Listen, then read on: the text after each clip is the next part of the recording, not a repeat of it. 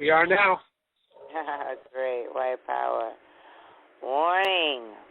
Hold on. This information is not for entertainment purposes.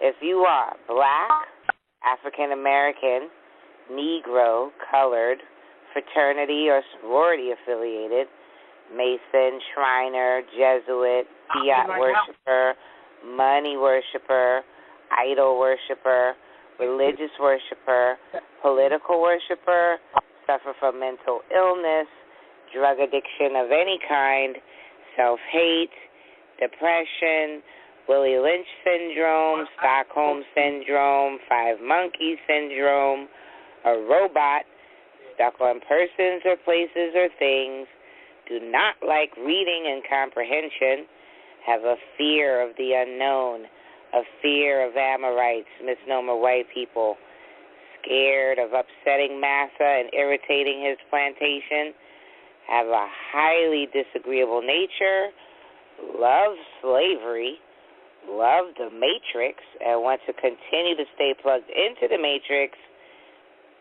then these addresses are not for you. Please hang up or stop this video and do not listen ever again. This is not for you, and you know it. These weekly addresses are for deities only and for those who are ready to ascend. This information breaks up families, and you may end up walking this path alone. This information will cause your nervous system to go into full shock from atoms to quarks. And if you want to remain asleep, this information will cause irreparable damage to you and may cause you to go crazy. As Jack Nicholson stated in the movie A Few Good Men, you can't handle the truth. With that being said, this is our 64th weekly address of questions and answers with Maku Nubu Ina Sagar, Chief Brown Eyes Hawk, also known as Chief Nanya Shaabu Eil, copyright trademark, of the Atsakata Nation of Yamasee Moors, copyright trademark, discussing current events with current solutions through action. Atsakata Nation of Yamasee Moors, copyright trademark, is internationally recognized by the United Nations as an indigenous peoples organization and indigenous nation. Atsakata Nation of Yamasee Moors, copyright trademark, are also stakeholders of the United States and Canada, lien holders, claimants, and creditors of the Vatican Holy See, Elizabeth II, a.k.a. Elizabeth Mary Windsor Mountbatten Battenberg, and all of their agents, heirs, assigns, and principals, the state of Georgia, and the White House. For 64 weeks now, Maku Nubu Ina Sagar, also known as Chief Nanya Shaabu Eil, registered copyright trademark, has been awaiting questions regarding his official websites, which was the reason for doing the weekly addresses. So, get a pen. The addresses are http://sites.google.com/site/ATSIKHATANATIONY and http://INDIGENOUS, the number 9, .tripod.com, indigenous9.tripod.com. And from his talks and his treaties. The information from these three sources are imperative reading to come on the addresses and will give you overstanding of Atsakata Nation and Yamasee Moors, copyright trademark, and the ability to use this knowledge to take action. The talks and his treaties is on Scribd, and all should have access to it now. Set up an account and continue to use the site to publish materials about your indigenous standing. Facts are facts. Truth is truth. and now is the only time you have. If you are not a secured party, Maku Nubu Inat Sagar, Chief Brown Eyes Hawk, also known as Chief Nanya Shaabu Eil, copyright trademark, is only available to you during the weekly address, or email him at atoxin19@gmail.com. That's AUTOCHTHON19@gmail.com. If you are a secured party, you may attend the interactive online training Secured Party. All right, can't complain. We are taught laws of the Mishnah, Black's Law, how to navigate commerce and contracts, discharging quote-unquote debts, bond writing, etc. Those interested in participating in the secondary trainings for Groups 3 and 4 on Saturdays and Sundays may email the Chief. You may send the Chief mail or packaged items to :Chief Nanya Shaabu Eil, GD Station Main, Edmonton, Alberta, T5J2G8. Our address can be accessed on Nanya Akiru's webpage at youtube.com/user/Phoenix Rose, that's FEENIXROSE, or on Facebook at ASHNYM Weekly Address, or Google at Cicada Nation Weekly Address. Universal consent and permission is granted with all the toxinous rights reserved eternally by Chief Nanya Shaabu Eil, copyright trademark, for all to record and upload the weekly address and to post them wherever you choose. Our Facebook page is daily news postings by our Maku Chief Nanya Shaabu Eil. There you will find current and interesting news articles, as well as postings related to claiming indigenous standing. Also on Facebook, we have the SF-181 page. There you will see published examples of SF-181s.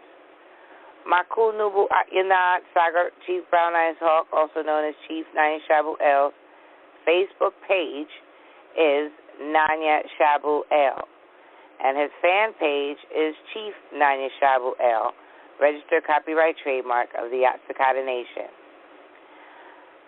If you want to be Facebook friends with the Chief, send a private Facebook message with your friend request, or he will not friend you. Rawat, Wahotep, Ila Antutin, greetings and peace to you all. Our addresses now begin at 8 p.m. Eastern Standard Time every Saturday. The call-in number is 661-673-8605 with access code 846967#. The playback number is 559-670-1099 with the same access code 846967#. We take questions over the phone internationally, domestically, from east to west, sisters, and then brothers. We also answer questions via Skype and Facebook message. To join in on a Skype call, call Nanya Eil. We ask that you mute your phone by pressing *6 and your Skype call during this recording, unless you have a question, of course. Abud Gadur, White Power, Maku, the floor is yours. Hata Couture. Nana. Okay, so what we're going to do, as always, we're going to do invocations first. Then we're going to play the theme of this week's address, and then we're going to go into questions. The theme will be a little long, but it's going to be it's going to be worth it. Okay, Timtpa. Nuk enfinu hamudmu ila rei. Nuk enfinu hamudmu ila rei. Nuk enfinu hamudmu ila rei. Kabunfin. Kawunfin, Kawunfin, on, on, Amun, Amun, Amun, Hinak Kalun Nut Allah Lalul Re, Hinak Kalun Nut Allah Lalul Re, Hinak Kalun Nut Allah Lalul Re, Kawunfin, Kawunfin, Kawunfin, on, Amun, Amun, Amun. And the last invocation, Inan Asa Fi Pa Timta, Inan Asa Fi Pa Timta, Inan Asa Fi Pa Timta, Kawunfin, Kawunfin, Kawunfin, on, Amun, Amun, Amun. The first invocation that I did, this is in Holy Tablets, chapter 5, tablet 4, verse 241.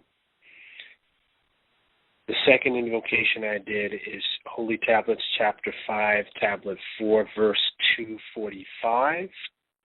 And the third invocation that I did is Holy Tablets, chapter 2, tablet 3, verse 20. Rahu at ila antutim. I'm going to play the theme for this week's address, and it's kind of fitting, dealing with what's happening with the situation with the some of the language here is a bit strong. However, the fact still remains that this is what is really being thought about, but not what's said. And a lot of people who've heard this will probably agree with this Amorite. This is a YouTube link. I was supposed to play this about a couple weeks ago, and you know how things are. We got so much stuff we try to cover in a short period of time. So this is the link for those on Skype. You have it. Those that's on Facebook, go to Atsikata Nation weekly address. And I'm going to put the link on right now, and I'm going to play this. And this is just stating the current state of affairs of existence in a monetary system. When you have an Amorite telling Nubians straight out that you all are slaves. But, you know, when I say it, they don't pay attention to it, so I'm sure they'll pay attention to it now. So just let me get this here 1 second. I'm going to play this. And he's supposedly a music executive. So his name, he's supposed to be White Racist Music Executive, ARAB and OBH. We still own you niggers. I come from a slave-owning family. What's up, motherfuckers? Welcome to Boss Tycoon Radio. I'm the CEO of Boss Tycoon LLC, Tyree Sneed, CEO of Juggernaut Inc., Coors Entertainment, Guns Galore Records. Now, here's the thing. I don't like the way the niggas are coming at me.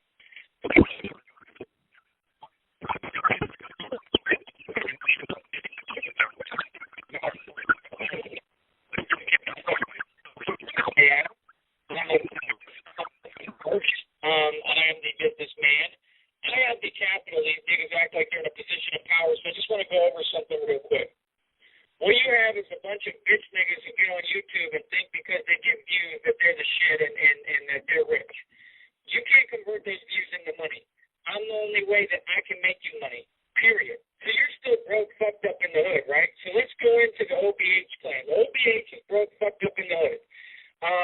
They're telling me in text messages that they need me, but then before that, they're being disrespectful, which I put the nigga in his place and told him anyone who talks to me like that will end up the fuck out of here. And basically, you do need me. I realize this. You're fucked up in the hood. Now, niggas need to show some respect. Number one, I want to say this. Blacks ask for respect for their culture all day, every day. You're not going to get any respect until you show some, boy. Now, my family, I come from a slave-owning family. We still own you in modern-day slavery. I don't have to show you respect. You have to show me some. I'm going to pause it there for all that's on the call that will be listening, those that's listening to it now. Meditate on what he just told you all. So before any of you get ornery with me, know where you really are, what your real position and status is. Any way you fucking figure it, nigga. Niggers are not dangerous. They're pussy and soft. That gets proven every day. I don't know what you're talking about. The white boy just went in the church and killed 90 and you're still talking shit. That's all y'all do is talk shit, okay? Talk your shit. But I've offered an opportunity to ARAB of OPH and OBH. They're trying to sideline me to make some deal with this razor nigga who doesn't get a quarter or fucking millionth of the views that ARAB gets. Then they lied and said ARAB gets 100,000 consistently. No, he doesn't. I've looked at all this. So basically, ARAB is the big cow I'm trying to milk over there. We could be straight, real about shit. Niggas don't have any clue what the fuck's going on. Now, I had just recorded all this shit. It was golden, nigga. And my fucking mic wasn't hooked up to the right computer, so it was all muted, so I got to redo it. But it's no problem, because this is talking from the heart of real shit. So I want to explain something to you. ARAB, I'm more of a street nigga than you'll ever be. I run the streets. Even in Philly, if I'd like to. The problem is you won't know, because you're not on my level. There's a lot of shit going on around you you don't understand. You're just a nigga stuck on his block kicking dumb shit, and you think that that's going to make you shut up like guys.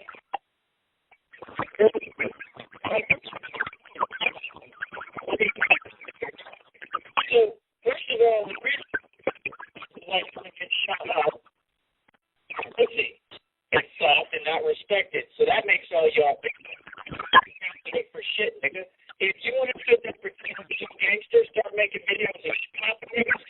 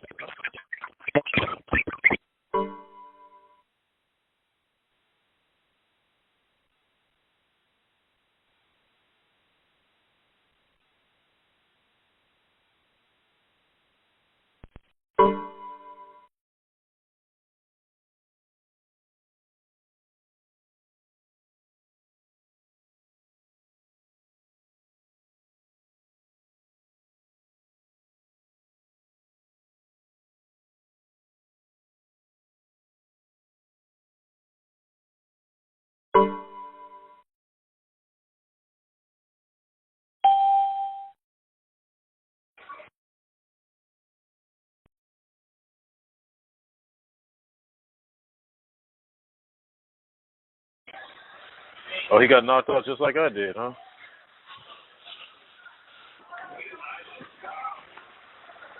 Dang.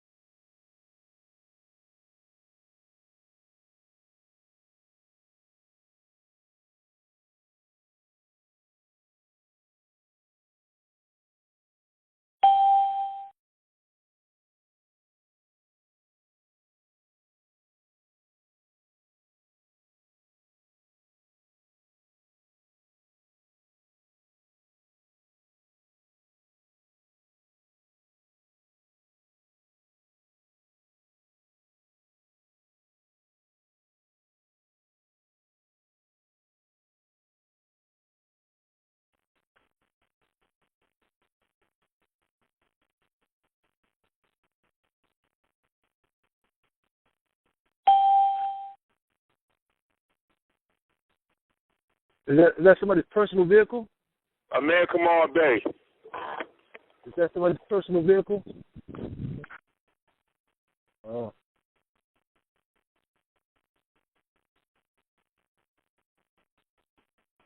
Yeah. Be a nice vehicle to own, though. That would look like a nice vehicle to own.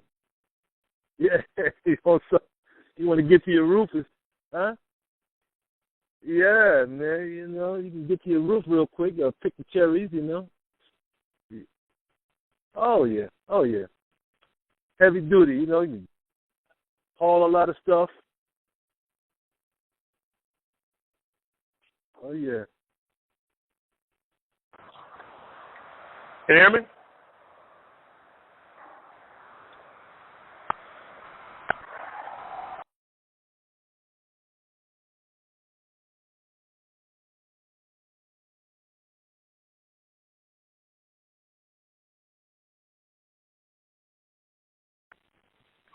Hello, anybody here?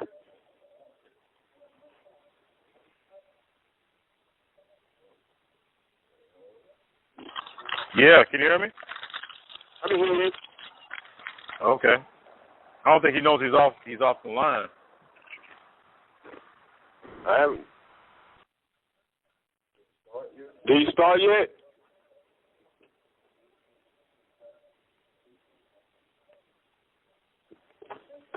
Oh, great. Can we all hear each other now? I can hear you, Shy.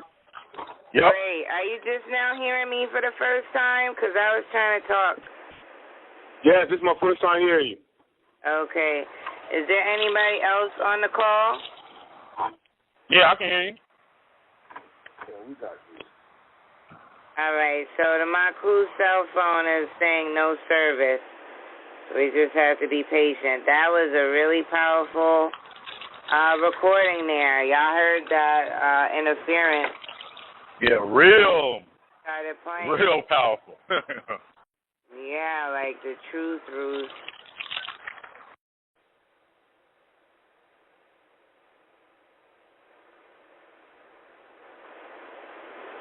Real powerful.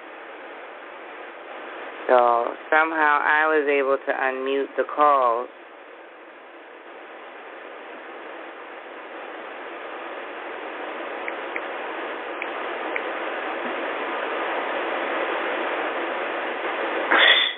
I'm trying to send my crew a Facebook message. Unfortunately, internet has stopped. Yeah, right, okay. And my computer, I was trying to use it at first to get on Facebook and communicate with him. My screen's just all black. It's not doing anything.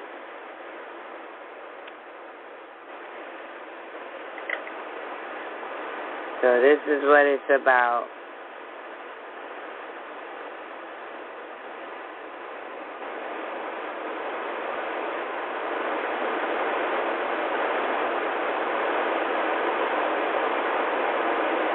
Modern day slaves. That's what he said. Where is everybody else? There was a couple callers on here. I'm not hearing anybody. Did I get enough? Yeah, I think so.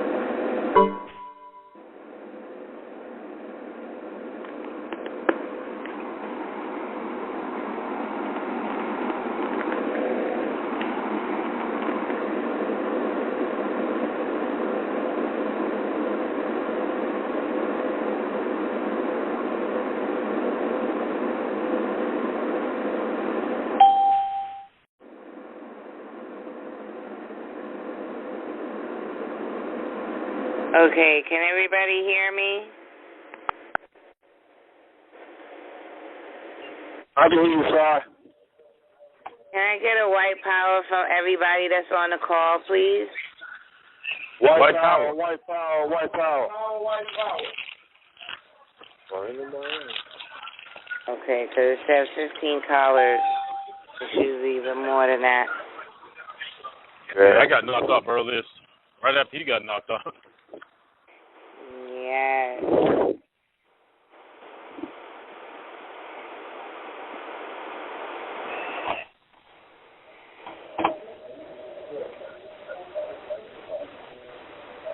Let's see.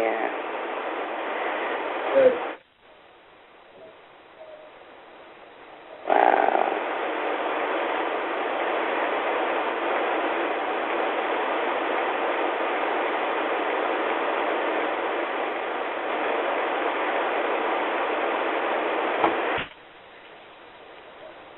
Yeah. Oh, boy. So,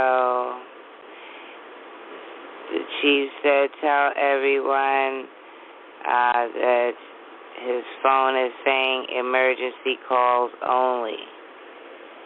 And he can only make an emergency phone call. Aaron screenshot the call. Is Aaron L there? Is Aaron L on the call?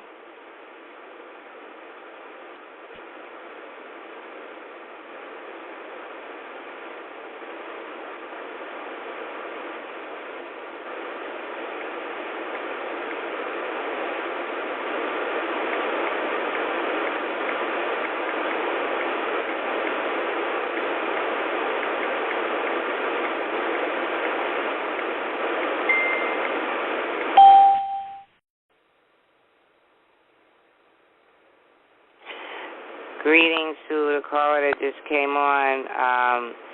The chief got knocked off. His phone's saying no service, and it was saying emergency calls only. Now he just sent me a message saying he's rebooting the phone. So hopefully he'll be back on momentarily. He started out with a very powerful recording of the Samurai talking about how black people don't get any respect, not going to get any respect because they're just modern-day slaves. There was a lot of interference, and then he got knocked off.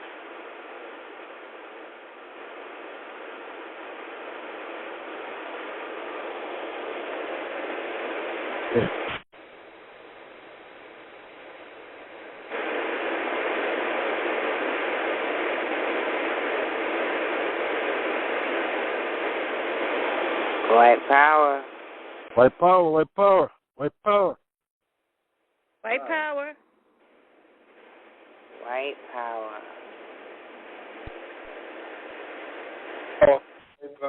White power. White power.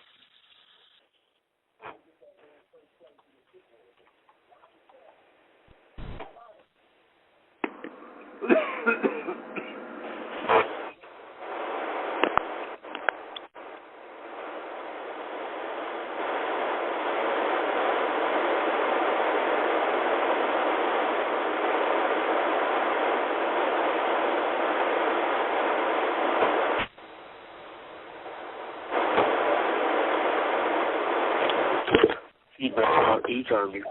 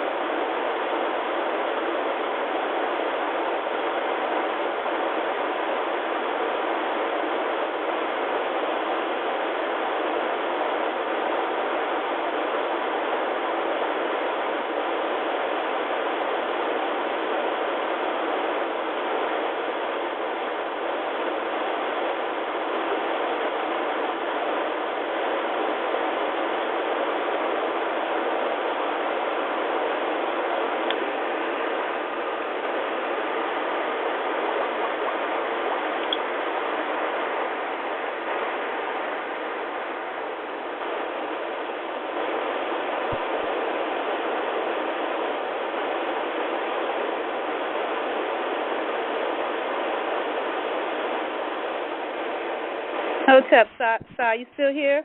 I am.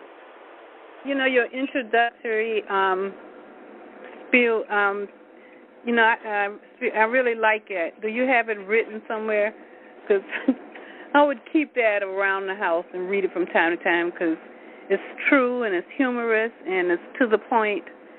And every time you read it, I like to hear your voice. It's really, you know, it inspires me. So.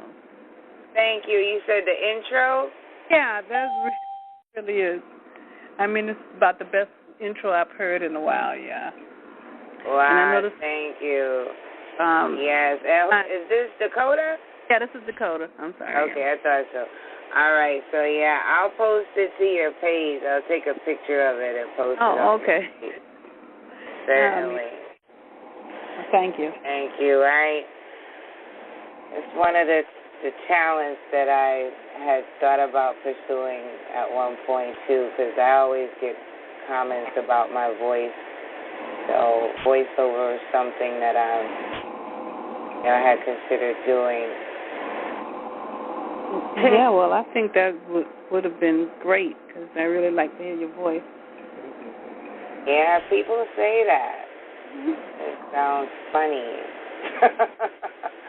Or something like that, or soothing, you know, I don't know. But much appreciated. I'll get that to you. Yeah, we wrote that,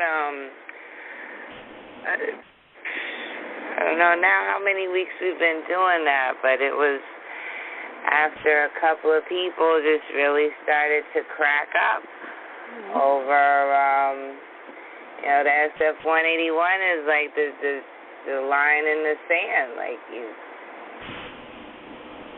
get with it or, you know, you're not existing in reality. So we had to make sure that people were warned about the side of things and the reality of it, and what would keep people from accepting what's being said is that if they fall into one of those categories listed there, it pretty much does cover all of the bases. It does. You know, between the money worshiping and the 5 monkey syndromes and the self-hate and all of that. Yeah. Some people like to not have solutions. They just want to be depressed. They enjoy misery like they enjoy slavery. Yep. Which is suffering from a mental illness, you know. Yes, it is.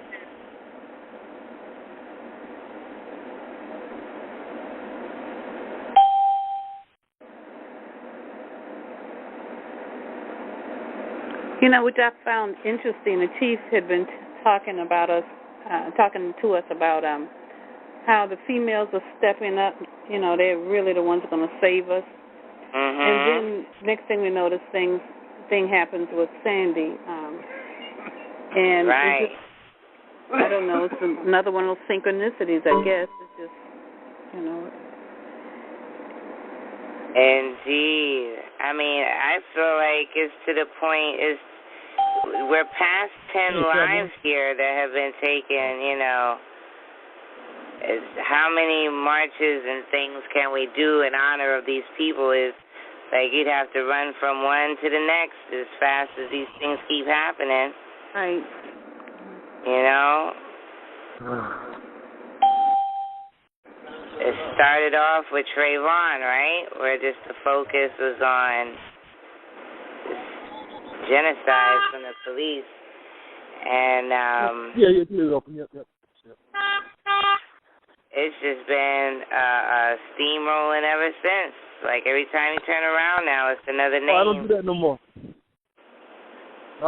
more. All right. It's Courtney. Yep.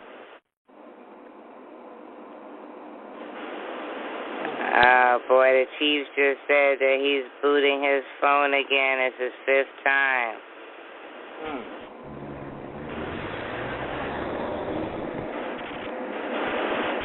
They did not like that being in our mental, how they actually view Melaninites. Mm-hmm. Yeah, but anybody that's awake should already know this. They don't want the reality check. Exactly. There's a difference between tolerance and acceptance. They only tolerate Nubians. And, you know, it's as if, it literally is as if, imagine there was this new race of beings that had gold and diamond encrusted in their skin, and they just glowed and shined. You would have some kind of jealousy. You know, you would feel like they had something more than you. Even if they didn't have a house, what's encasing them, their body, their shell, is worth something, you know? And that's the same thing as it is for melanin. It's going for $353 a gram, which is more than diamonds. You know, so the hate, the jealousy over melanin is really all that it is.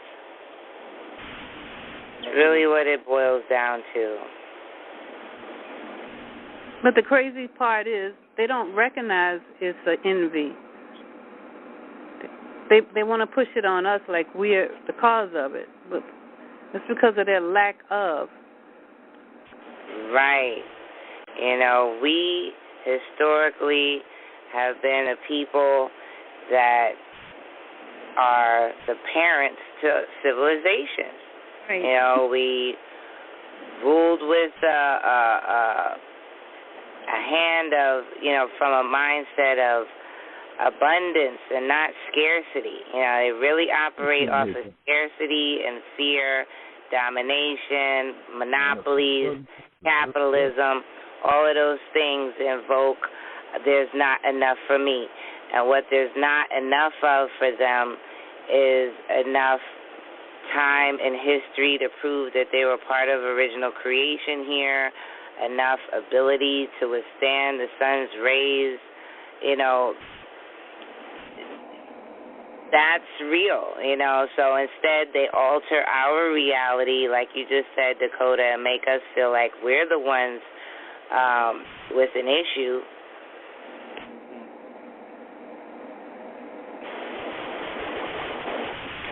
That's why it doesn't take, you know, hating them or even needing to kill them unless it's in self-defense. All that would really drive them away is just not to mingle. Their whole monetary system is based off our energy. Anarchy. Makunuba Aina Sagara. Let's give a clap and a white power. White you power. made it back. Oh, wow. Okay, so we're back here. So I had to smudge the phone. Uh-huh. Yeah, I'll let Aaron see here. I'm gonna put the smudge right in front of the screen. Can you see it?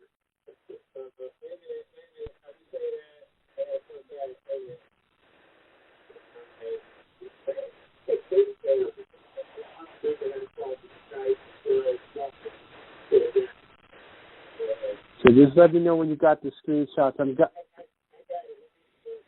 Okay. So Aaron just screenshotted me. I had to go get some grandfathers and smudge the phone. Mm-hmm. I took the battery out about 5 times, rebooted it, and I said, hold on, I need to smudge this. So as soon as I smudged it, the phone cleared up one time. Ahmed was there, saw it, Richard, Aaron. Ahmed was shocked. He was like, what? I said, see, cleared up one time. All right, so there's a part there that they're saying, I'm continuing with what we left off at. This is the link for those that don't have it, so here it is. You do, you're front. And I'm quite frankly very tired of it. I really am. And I'm really tired of you asking me or any white person to show you respect when we owned you, raped your women, and fucking murdered your men, because there are no men in the black race, which is what the topic is, that black men are weak. And you want me to respect your culture? Wouldn't it be the other way shouldn't you have to respect me? Yes. And in reality, do you? Yes. So I don't need to respect you. You need to respect me. Point blank, period. Other than that, I like to show respect because I'm a Southern gentleman and I show respect to everybody. I'm a nice guy out of the kindness of my heart. Just like when I fuck with niggas. I do it out of the kindness of my heart. I don't have to. No white person has to when they don't do it. I do. You should be a white boy. Now you're trying to sideline me and put me in a secret taser. I mean, I just don't get it. Like, I mean, if you're talking royalties, dog, at this point, since you don't get views and you don't have a buzz, you're just a part of OVH. I would say that I should get like 90% of your royalties for any song I'm buying off of you. Okay, somebody got to turn their microphone down because I'm hearing reverb. So people who are on both phone and Skype, please turn your volumes down. So everybody on Skype, turn your mic off. I did the song. All right. That's number one. Number two, you say you could sell the songs for more than $1,000. No, you can't, or you wouldn't be broken fucked up. So that's a lie. So let's get to the real shit. You could sell me that song for a much cheaper price. Seriously, your songs aren't worth but what, $100 to $200 max?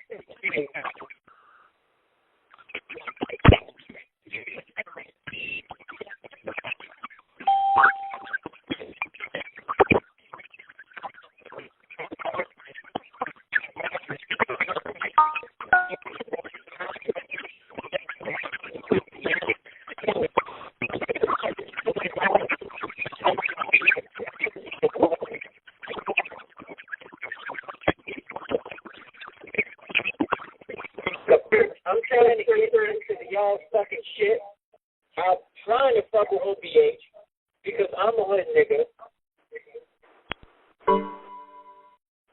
Damn. I'm telling you. That is some shit right there.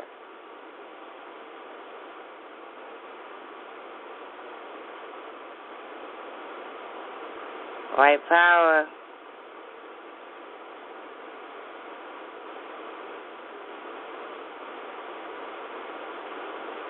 Can anybody hear me?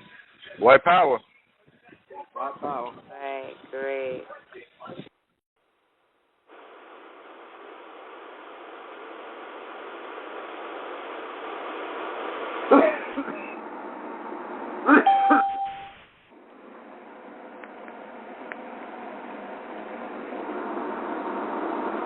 Rahwat, continue.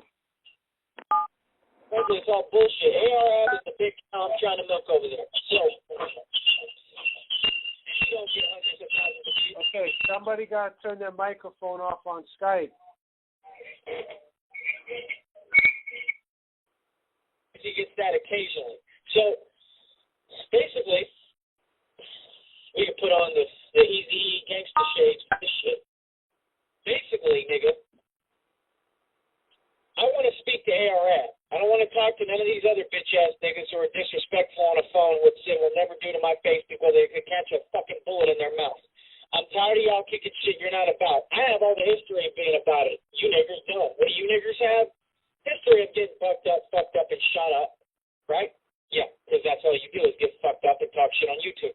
So you don't get rewarded for that. I'm not going to reward you for that. As a matter of fact, fuck the deal, nigga. And again, you could sell me your shit from $100 to $200, Razor, and give me 90% of the royalties of each song. That's the only deal I'll do at this point. Other than that, ARAB, I'm willing to negotiate terms with you.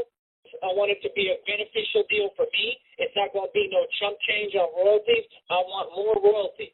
I want royalties on your music, and what that does is it establishes that basically you're an artist underneath my label. That's the next part. Fuck OBH. I don't want to be teaming up with OBH. I was trying to be nice. Fuck you niggas. When you try to be nice, these niggas take your kindness for weakness. So fuck OBH. You can come to my label, ARF, Guns Below Records, some real shit, dog. You can come to Guns Below Records and basically get taken care of. You choose, nigga. How about that? We'll make that the opportunity, nigga. You can work on my terms and listen to me. and you can be under my label, Guns Galore Records, all right, you will no longer be fucking with OPH. Okay? Period. So I'm tired of niggas playing bougie. It just doesn't make any sense. It's like they have a pussy between their legs. Like, dog, you ain't got nothing that I want. You don't. There's a million niggas like you stuck on the block rapping. There's only one of me. I want you to remember that. What I offered you and I'm offering you is an opportunity. That does not mean I need you. You need me, like you said. I have the text right here, niggas. Niggas don't believe me. Fuck out of here, man. Niggas. Shit is fucking ridiculous, dog. It really is. It is fucking ridiculous. Let's see here.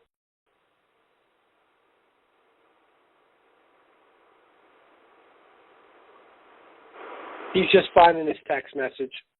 I don't know if you can read it. You have nothing he wants, but yet he needs your music to make money. But you'll see, it says, we kind of need you, bro. When I was going the fuck off. Because he has no creativity. Can you hold, whoever's speaking, can they please hold their comment? The world, it works differently when you get to a certain tax bracket. Nickel.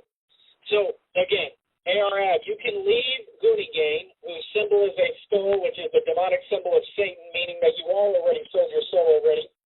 Bitch nigga, which is why you should subscribe to Boss Tycoon Radio so you can understand that you're all selling your fucking soul and how this works, nigga, and understand who's who and who to show respect to, bitch ass nigga. Because I'm Illuminati and God to you, nigga. Fuck the Illuminati. I own them. I get paid by 10 major oil companies. How the fuck am I not over them if their companies pay me? Fuck out of here. So again, pussies. ARAB can reach out to me and contact me. Y'all have my number. ARAB, I want to speak to ARAB, nobody else. If ARAB wants to fuck with me, cool. If you don't want to fuck with me, don't call me.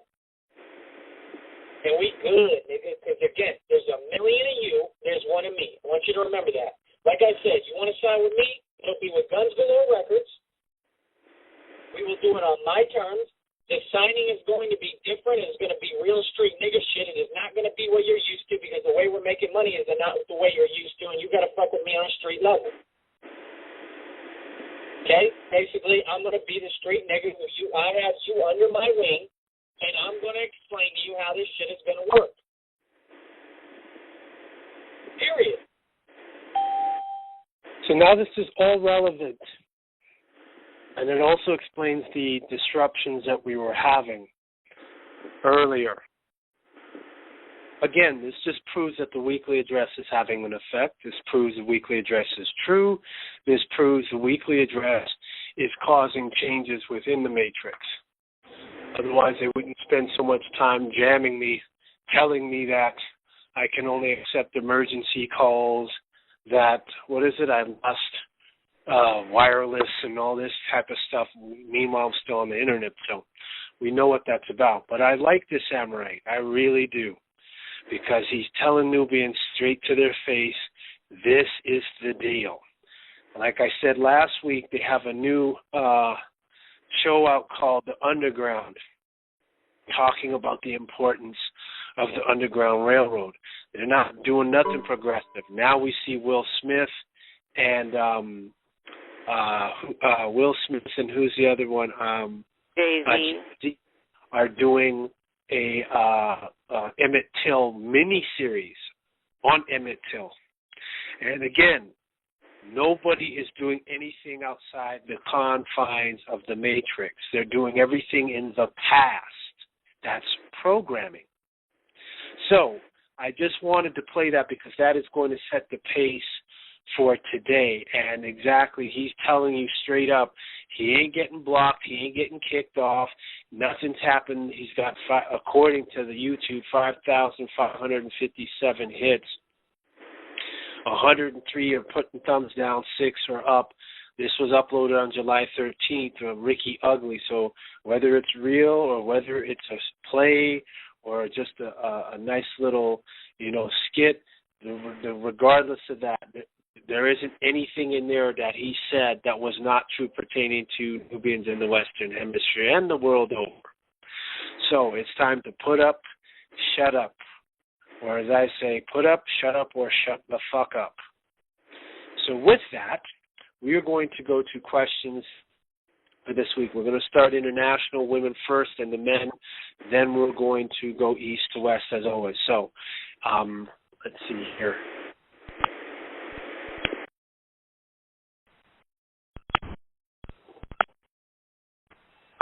Make sure, okay, everybody's unmuted. So any women in the weekly address that from the out in international, we're not doing east to west coast yet, international, any women international, so that would be Kenya, that would be Trinidad and Tobago if they're still there because of the volcano, that would be Venezuela, the Papua West New Guinea, England, Ireland, Spain, France, any women in those time zones that have a question that are on the call, that have a question, going once, you can feel free to ask their question now. Going once. Any women internationally, going twice. Hey, turn this light off in here.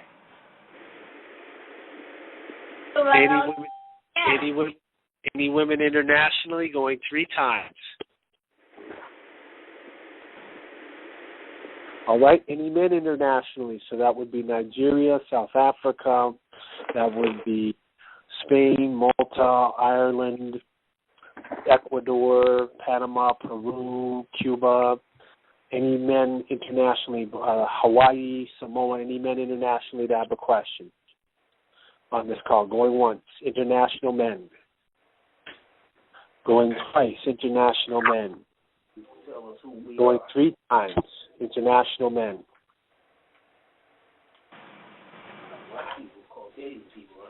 All right. So we're going to go Eastern time zone now. Any women on the call in the Eastern time zone that have a question? So that's Toronto, Florida, Georgia, West Virginia, North Carolina, South Carolina. Any women that are on the call in the Eastern time zone that have a question? Going once. Any women in the Eastern time zone going twice? Any women in the Eastern time zone going times? Yeah. What's up, Chief? What's up? This is Dakota. Greetings, Dakota. I know everybody's still a little upset about what happened to Sandy, and I was just wondering, what's your thoughts on it? I don't have any thoughts. Black has no standing at law. So until they want to deal with the SF-181, until they want to talk about the integrated post-secondary education data system, until they want to talk about 1857 Dred Scott, until they want to talk about the fact that the Constitution is frozen in and voided in the courts, which means once the Constitution is voided, that means what? The amendments to the Constitution are also voided. Until those issues are discussed and the definition of what the true definition of white is, you can forget about it. Notice this, Dakota. For over the year I've been doing this, and I've been telling people in different cities, okay, some of you know, hey, if there's anybody who's quote-unquote grassroots conscious or whatever, tell them about the SF-181, the iPads, etc. They don't call back. They don't discuss it. They don't talk about it. You notice this, right? Yes. You're a secure party. They want to contract as slaves. I don't have no feeling toward that.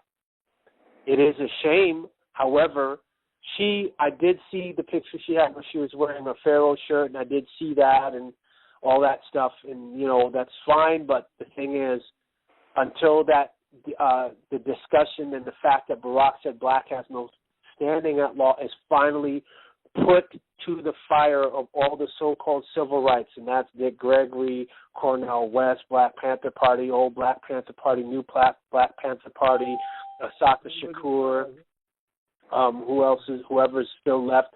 All of them have to explain, okay, this is what the government is saying. What is their take on that? Do they believe that is sound? They can't dispute it because they all got Social Security numbers. You follow what I'm saying? Yes. So getting upset is, again, I've talked about this on the weekly address, which was this 61, and 60 dealing with the silent weapons for quiet wars, right? Right. And so now, people do not want responsibility. Just like this Amorite young cat that I just played, and he said niggers talk about their culture all day long and don't give no respect and don't get no respect. He said, I don't have to. He said, I'm white. I don't have to give you any respect. You have to respect me. I don't have to respect you.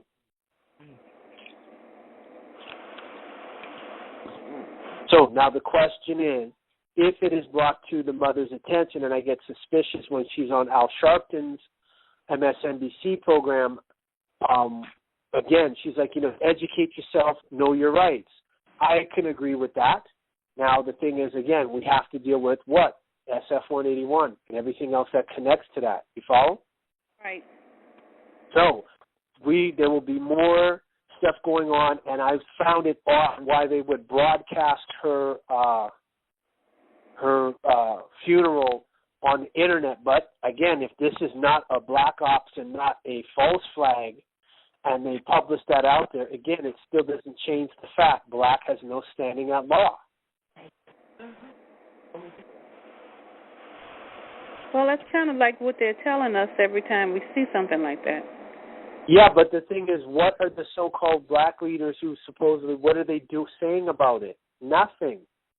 They evade the issue. Yeah. They don't talk. Where is Tavis Smiley? Where is Cornel West? Where is Dr. Cress Welsing? Right? I'm calling all the top dogs. I was like, nah, this is BS now. What do you intellectuals have to say, you bourgeois Negroes have to say about this? Nothing. So that means they have sold out. What did the Amorite boy just say? He said, you guys already sold your soul. Telling you there in the video. Yes, he did. So I seek the living amongst the dead. That's her contract, not mine. That's her contract. Is that your contract? No, that's not my contract. Okay. Now, where was the funeral held? I don't know. I didn't see it, Chief. No. Was it held in a church? I don't know because, I wasn't on Facebook. No, it was held in a church. Was it? Okay.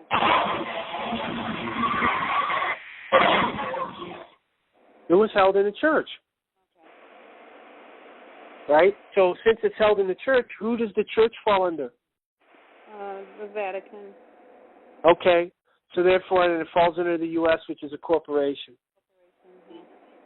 So there they go again, like rats or gerbils on a wheel, running in circles, going nowhere.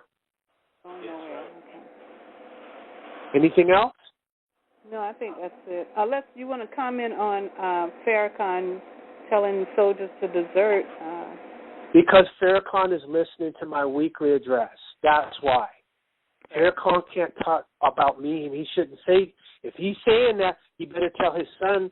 If his son's not that police chief anymore, then he needs to tell his son to stop being a police.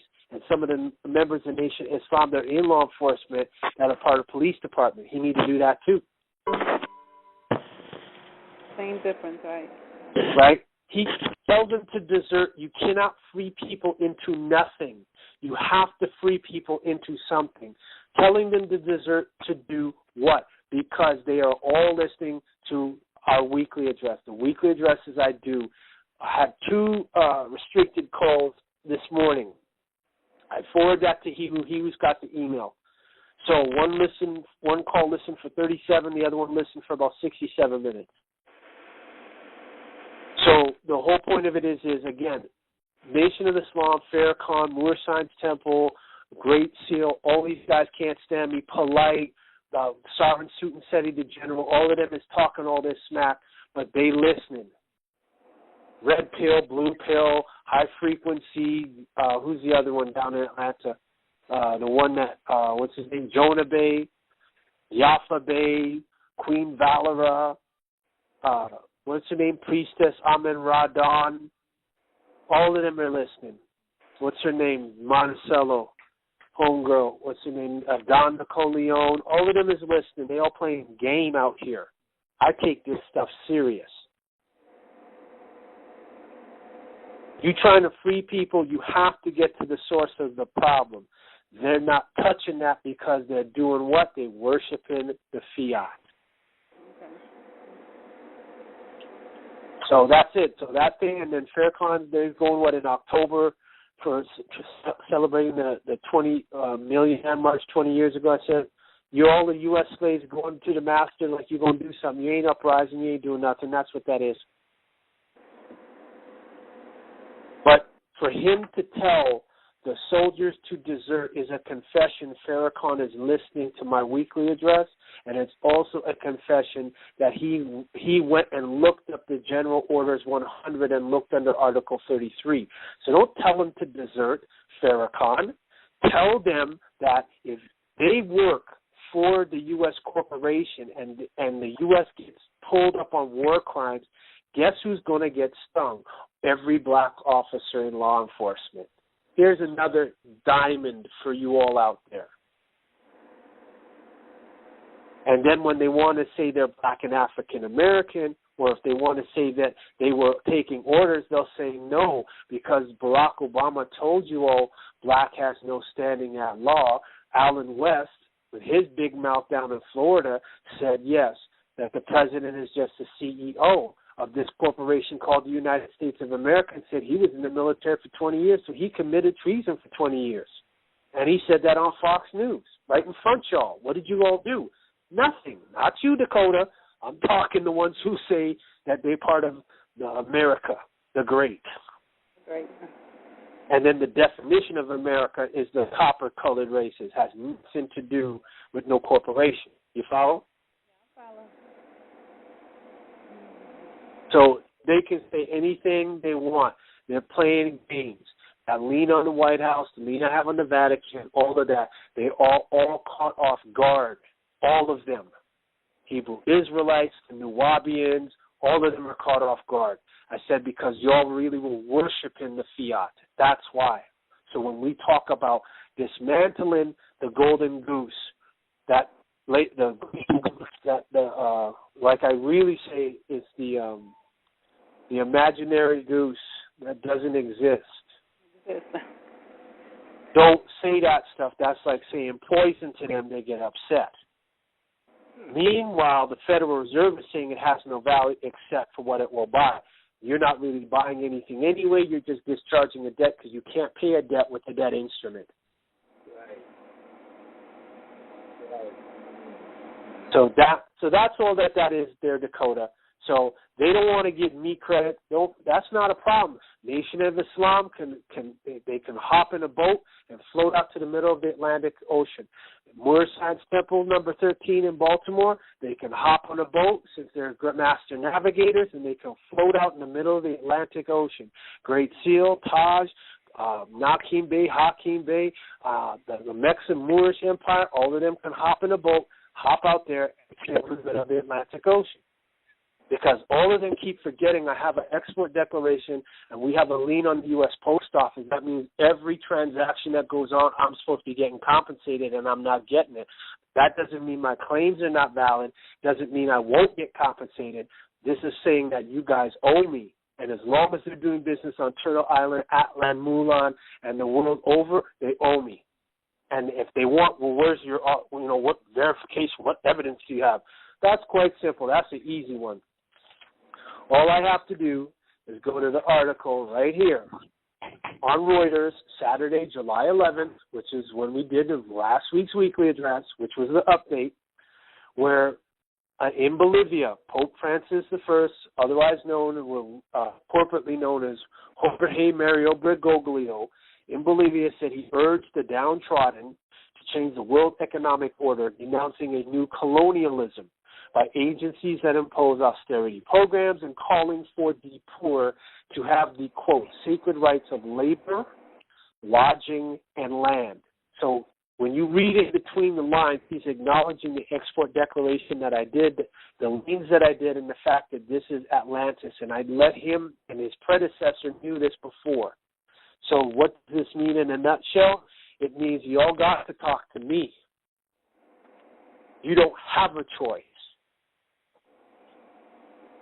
All those groups that I've mentioned, don't have a choice. As long as they're dabbling in fiat and they're trying to talk about law, well, guess what? My claim is superior, the superior claim on the planet. Anything else, Dakota? You know, you when you started talking about the Pope, it started really breaking up. Oh, yes, I know they didn't like that. I'll repeat myself. I don't have a problem with that.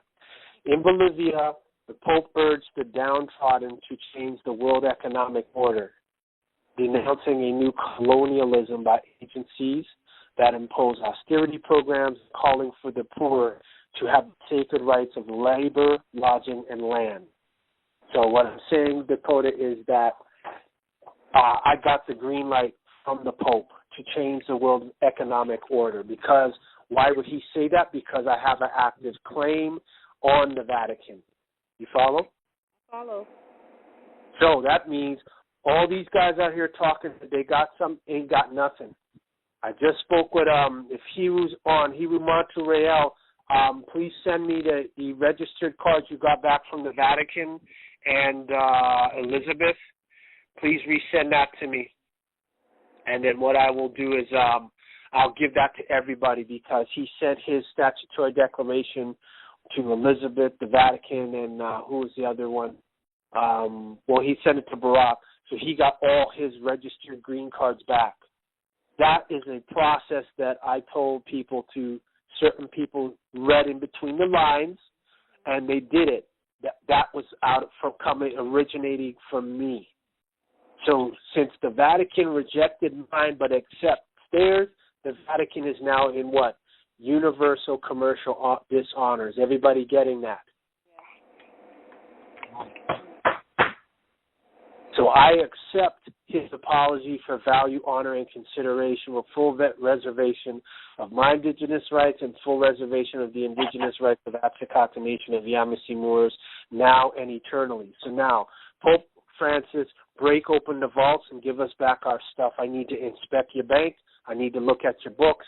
I need to see if you got underneath St. Peter's Square. This brief address is prima facie evidence of that. Anything else, Dakota? No, I think that's it. All right, white power. White power. Thank you, Chief. All right, any other woman in the Eastern Time Zone that has a question? Greetings. Greetings. Yes, this is Maisha. I don't Greetings, Maisha. Hello. I'm just listening this week. You're just what? I'm just listening in this week. I don't really have a question. Okay, well, that's what we want, questions, or any questions you have. So that's beautiful that you're online and you're listening in. Okay? Okay. Thank you. Any other woman in the Eastern Time Zone on the call that has a question? Last woman. Going once. Going twice. 3 times. All right. So any man in the Eastern Time Zone has a question. Hotel Chief. That's who's this? Amun. Amun, greetings. Uteka, Rahuat. Rahuat, Chief. My question is, what I'm about to read here, I want to know, can I publish this and would I have to get it notarized? So I'm gonna proceed. To the world and all agents, we are indigenous and are not afraid of you. Our ancestors are here with guidance for the Anunnaki children. This is a phone call with Jack Kazaz and James Spann, corporately known. Check this out. On 7/20/15 at 1:10 fake time, Jack Kazaz called I, James Spann, corporately known as and now known as Amun Nitiru. He, Jack, wanted to know if he can schedule a house visit with my son Osiris Hayward and Osiris' mother, Unique Hayward, corporately known as, that name now known as Ambi Allen, to have him Osiris' blood level checked. I told him, you got an email of the violations of our indigenous rights. He said, never got it. I stated, it was no problem with the email, so the health department got it. So I proceeded to read the violations. He said, I don't understand this. Why is this happening? I stated, because you are a program that don't recognize this truth, and you are forcing yourself to make me give my son a blood test. Also, he stated, I am not getting this. I stated. You're testifying. Hold on, I'm going to stop you right now. Okay. What is the question? Because you're testifying. Okay. The question is, can I publish this? Well, do you have your statutory declaration sent out yet? No, not as of yet. Then you can't. Okay. Listen, let me explain something to everybody. And I'm doing this, as civilly as possible, and I think I'm being clear about this. You all are not in the position to outthink or outfox them in the contracts that you're under. So when I say you do your SF-181, boom. You do your statutory declaration, I proof it, I say, hey, go ahead, get it done. So if you have it, if it's ready and you haven't notarized it yet, you can't do that because who are you going to be sending it off to? The governor of New York. Let me explain something to you. You see the delay we had for this last hour? Yes. Right? You see that delay we had in me trying to play this audio? Yes. I keep telling you all this. They are listening. This is why MSTA is going to find out the hard way. They're going to come with that nonsense, and they're going to get smacked, and then they'll tell them, yeah, you should have listened to Chief Nanya Shaabu Eil. He told y'all, but y'all don't want to listen. You still want to be Negroes. I'm telling you all, they are listening to my message. They will put a crew to sit there, and then that what's in front of them is one thing. Then they're going to start getting into a metaphysical aspect and say, this guy has put out so much information on one piece of paper. Nah, something else is going on behind the scenes. That's what they're going to want to look into. You cannot shortcut. If you're trying to beat a time frame in terms of being ahead of them, then you do what you know you're supposed to be doing. I don't care if you email me during the week or call me during the week, that's not an issue. Because I can see you trying to get it done. You follow? Follow, Chief. So don't think for 1 second that they are not listening. The same way I get all the phone calls and know who everyone's calling, with the exception of those that are anonymous, unavailable, or restricted, they will get access to all your numbers. And y'all got to stop thinking you're going to outsplit them. You're not going to do that. The devil is the master of that stuff. That's what y'all going up against, a master of lying. You have to be the master of what? Facts and truth. Right. And you're not doing yourself, right? Because the one's getting low on this phone, which is funny. I have you on speaker, and I'm like, well, I'm having a hard time hearing him. So the thing I'm saying here is this. You cannot put the cart before the horse. You know you don't have that position covered. You can't go jump ahead. Because then they're going to ding you for that. If you know it's going to take you want to work between tonight and tomorrow and then get that ready for Monday, cool, ain't nothing wrong with that. But the point I'm saying here is you cannot go off. I'm giving people a very simple format. When people cannot follow simple instructions, then they are confirming that the programming they're under is obstructing their ability to say, okay, because people ask, this is why we're doing the address. Well, what do we need to do? Okay, here's what you need to do. Guys at the SF-181, then guys turn around and start talking UCC. They don't have their statutory declaration or their claims done, and they don't have them published. And I'm trying to tell them, I'm doing this. This is a way for you guys to get your stuff done effectively, securely, and safely. Now, if they don't want to listen to me, that's fine, because I'll be just like the one guy called in, and he did his stuff wrong and said, well, what do I do? I said, well, who told you to do that? He said, well, I did. I said, oh, but you're calling, so what are you calling me for? You follow? Follow, Chief. So what I'm saying is, you know the steps that you need to take. Once you get your statutory declaration, it doesn't mean that you can't do that. I'm saying get your declaration in first. Because if there is a controversy that comes up, guess who you get to call as a witness? Governor.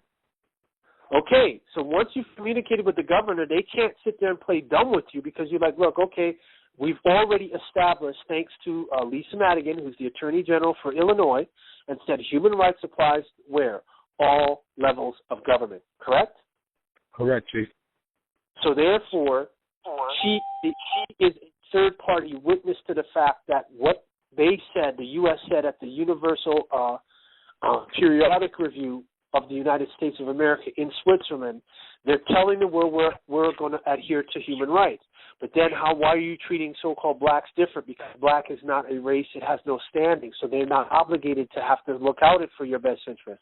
They will do damage control for the purposes of business. You follow? Follow, Chief.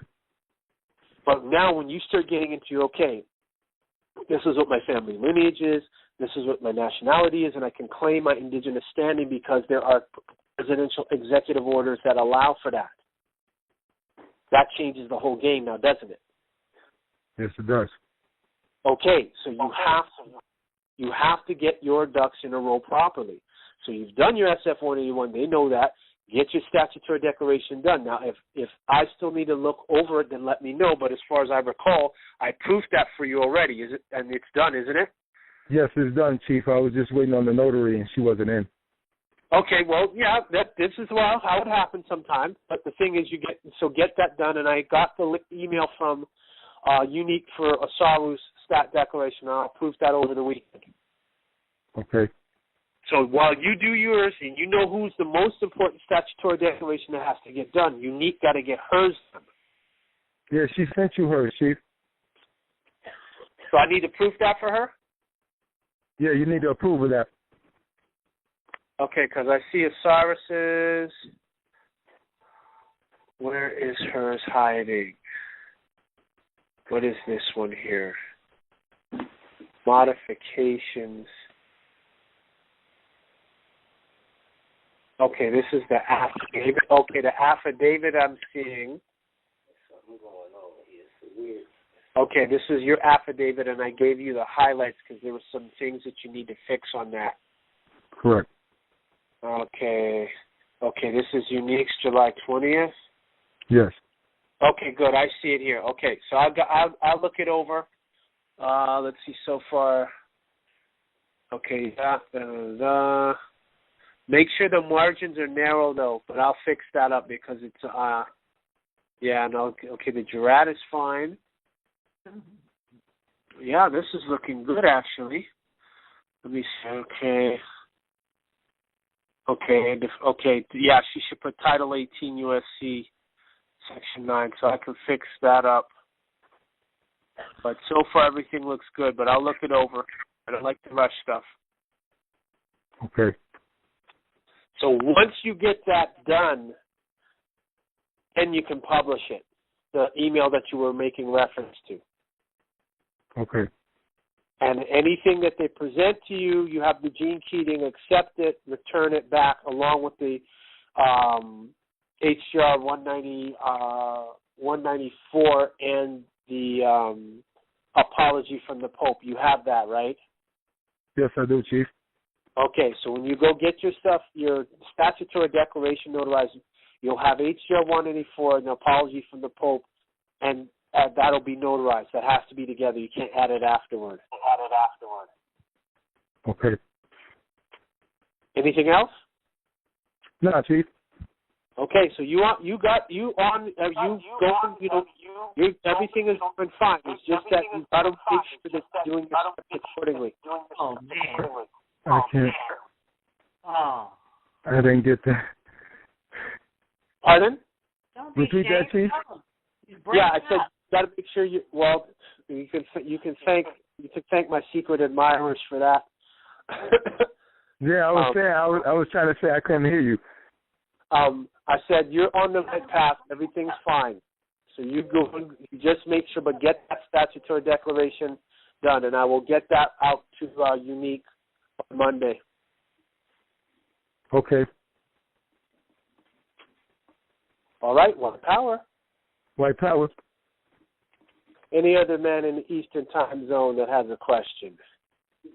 From Toronto, Maine, Quebec, Georgia, Florida, Pennsylvania, New Jersey, New York, Rhode Island. Any man on the Eastern Time Zone, that is a question. Going once. Greetings. Greetings. This is Todd Tep from Tacoma. Tahotep Rahu'at. Yes, I want to ask, did you get the email of my statutory claim and the response in PDF form? Yes, I did. And this is a standard. I got 3 of those in that standard week. This week that were standard. What is happening is they know that statutory claim has got the IRS in a very serious position in terms of genocide. Right. And it's the same. It's a standard response. They're saying the same thing because you're not the only one. I had one of the secure parties on the training that I trained. He had gotten a letter back from them the same type, and it was funny because they never addressed anything in the claim. No, they just kept saying frivolous. Just like they didn't address anything in your claim either. No. Meanwhile, anybody goes on YouTube, what are you going to see? You're going to see the commissioner the former commissioner admit that taxes is what? Voluntary. Right. Does anybody grasp the seriousness of that statement? And since the IRS is underneath the International Monetary Fund, that's genocide. And once you've claimed your indigenous standing, that's theft of land. That's rape. That's international rape. You there? Yeah, I'm getting it. And so what does this mean? This means that this would probably also explain why Elizabeth left Buckingham Palace.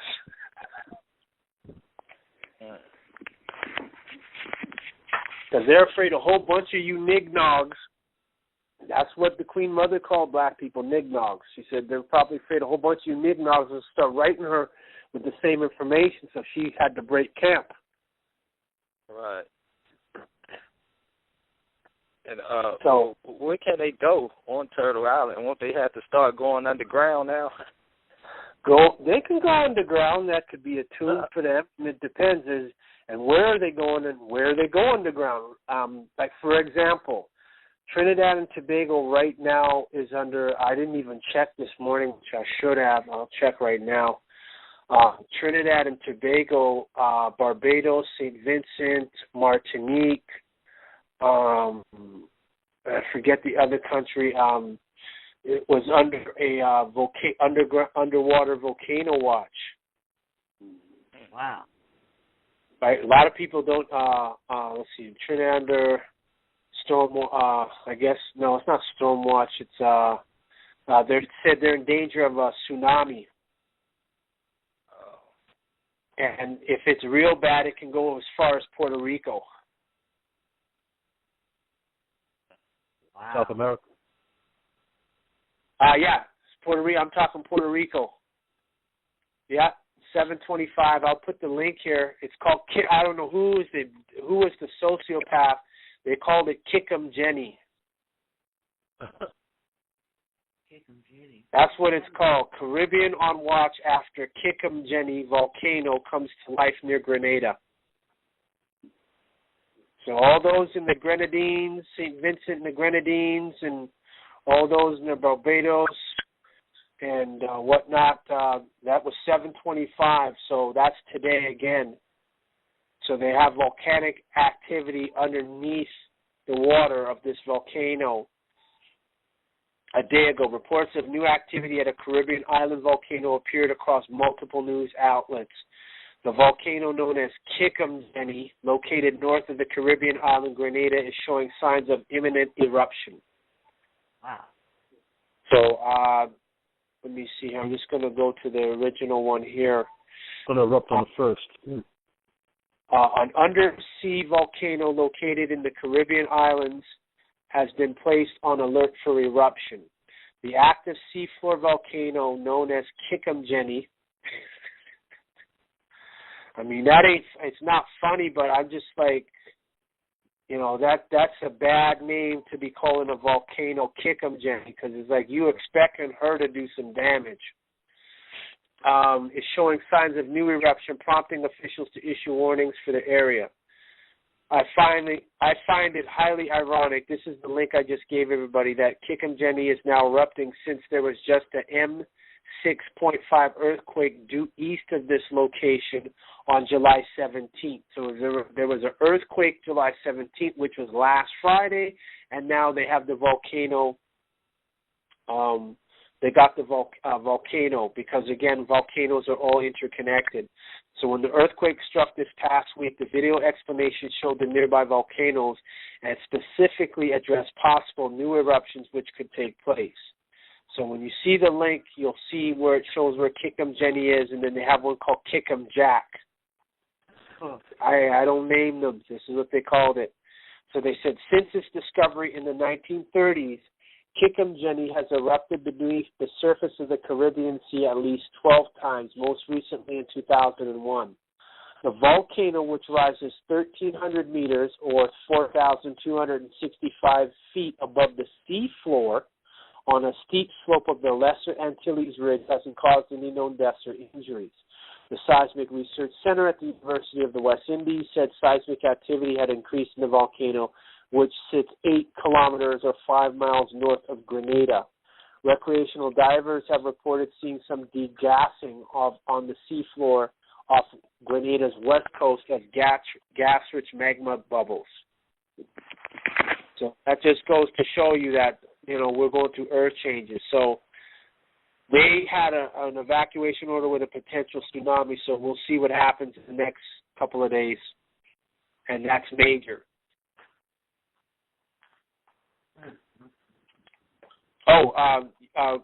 Question. I got kind of a bit sidetracked. So was it any other question? Are you ever going to, is this address ever going to move to the new conference call and access code? Well, I have to call the company to find out why I can't call in, because you all can call in, I just can't. So they'll probably have to give, this number that I call is not the same number you all get. I have to call a side number thanks to the Canadian Telecoms. Right. Okay.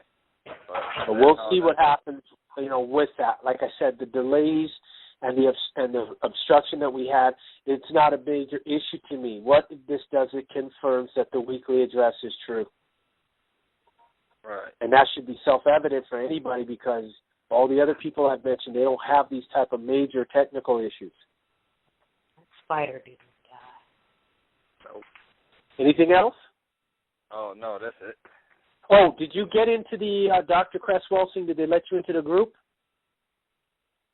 When I have to try again, because when I went to the library, I sent you the statutory claim. I put it on Facebook, and then I had like 10 minutes left in the library, and the Wi-Fi cut off. So I have to probably go tomorrow and try to get in.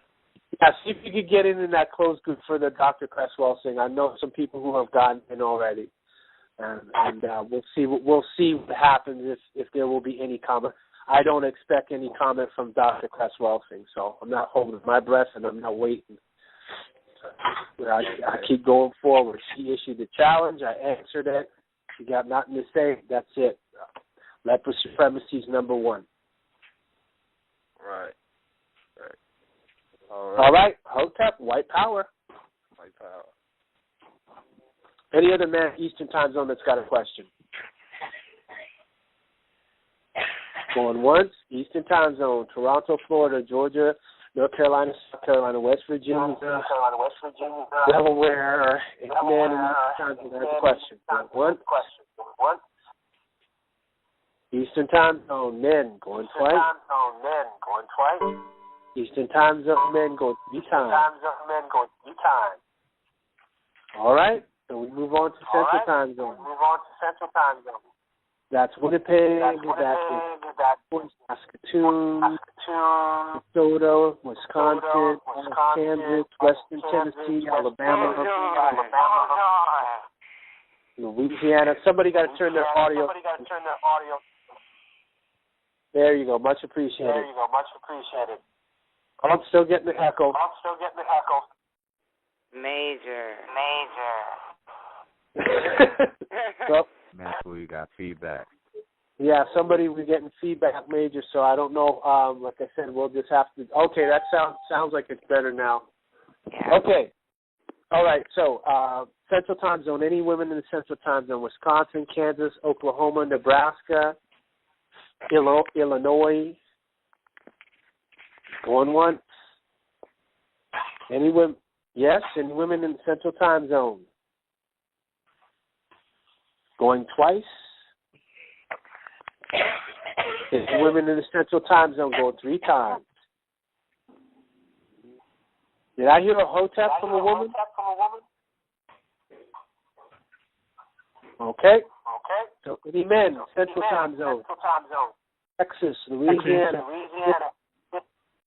Alabama, Hey, Chief. Wisconsin. Hello.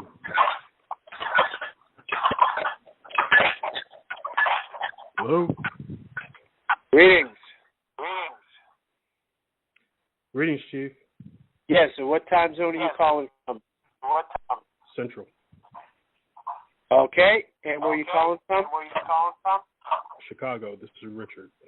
Chi-Town, the Windy City. Who am I speaking to? This is Richard. Greetings. Can you hear me? Yep, I can hear you clear. Okay, good. Got a question for you. The recording that you played earlier. Yes. Can you hear me? Yes. Yep. Okay, the recording that can you tell us that for us? Oh, you're going in and out. I guess they didn't hear something. Say that again, please. Okay. The recording that you played for us earlier. Can you explain why you played that for us? Oh, quite simple. What did Paul Mooney used to say? You have a lot of people who say to your face, so now here it is, he's singing it. This is exactly how he feels. This is how we operate. That's why I played it. He's raped women. There are no men out there. There are no black men out there. I've been saying that for a year before he even said it. So, again, how are people thinking? I know. Somebody turned down their microphone. Are you there? Turn down their microphone. Yeah, well, I don't know who it is. Well, here's what I'll do. I know what I'll do. I'm going to mute out and then come back, all right? Can you hear me? Can you hear me?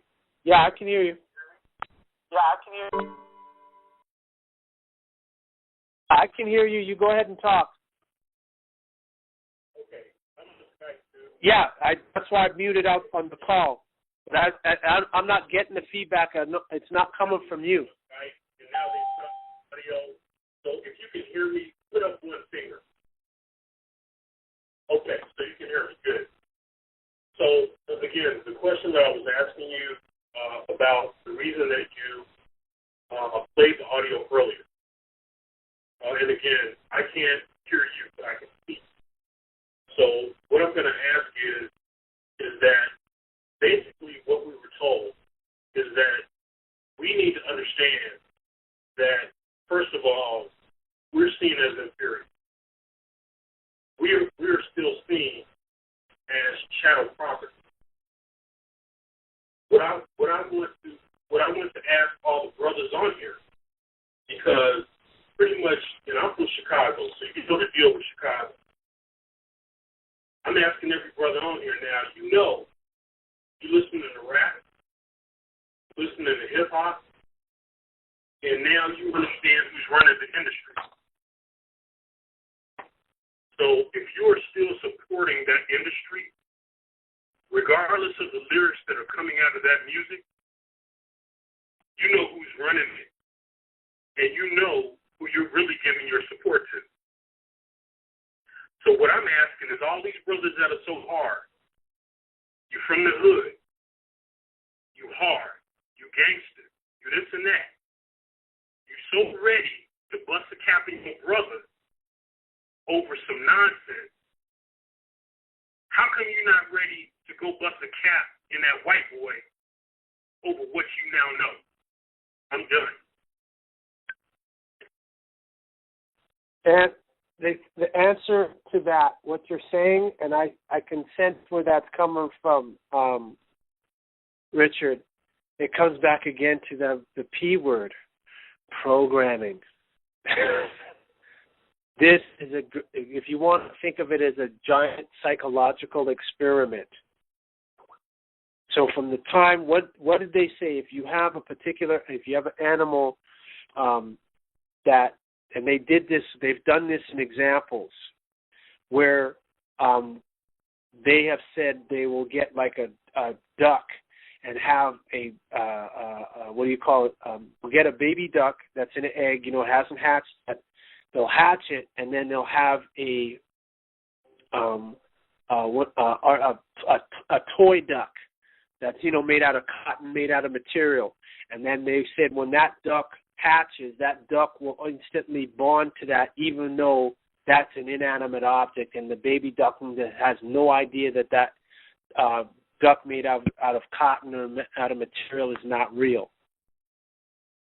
So a lot of it again is what? Programming. Go watch the movie for those who have not seen it, Bamboozled. And in there, the guy said, who's the record producer that Damon Wayans was trying to get out of his contract, and said, I'll write a show so bad they'll fire me, and instead of firing him, it took off and became a success.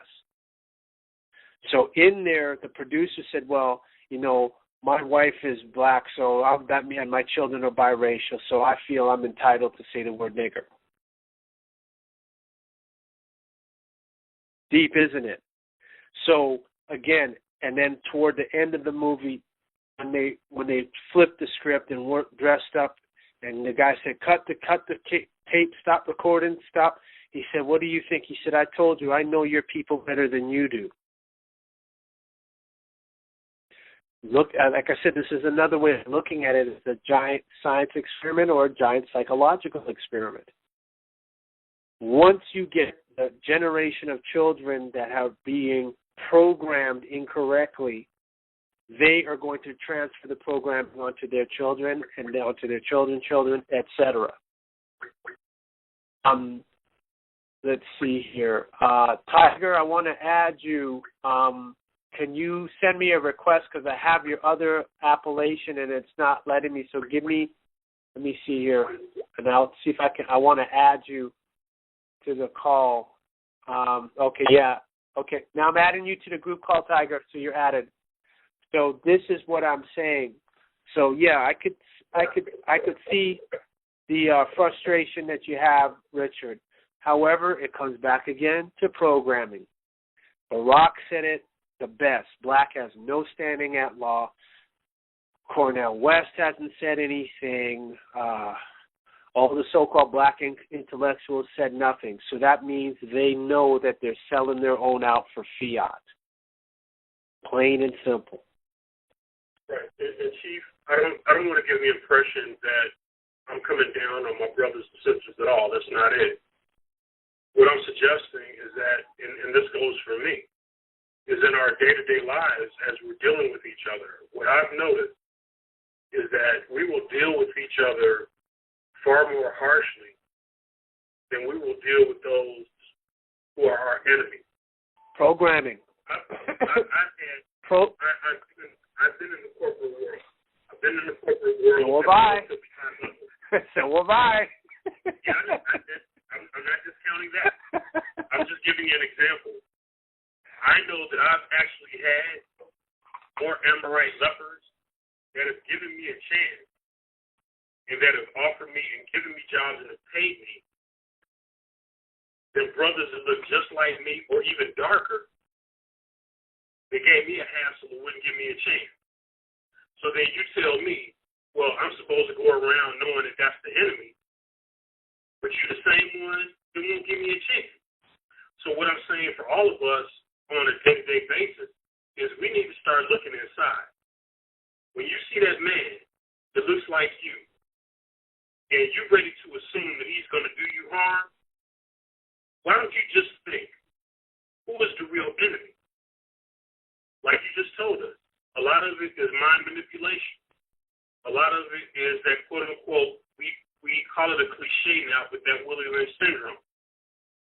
So when you're walking down the street and you see that brother, and you're ready to mean mug him because he's a brother, but then on the same hand, if you go downtown, you go into the white store, and then you're going to shuffle and shine for the white boy to treat you well.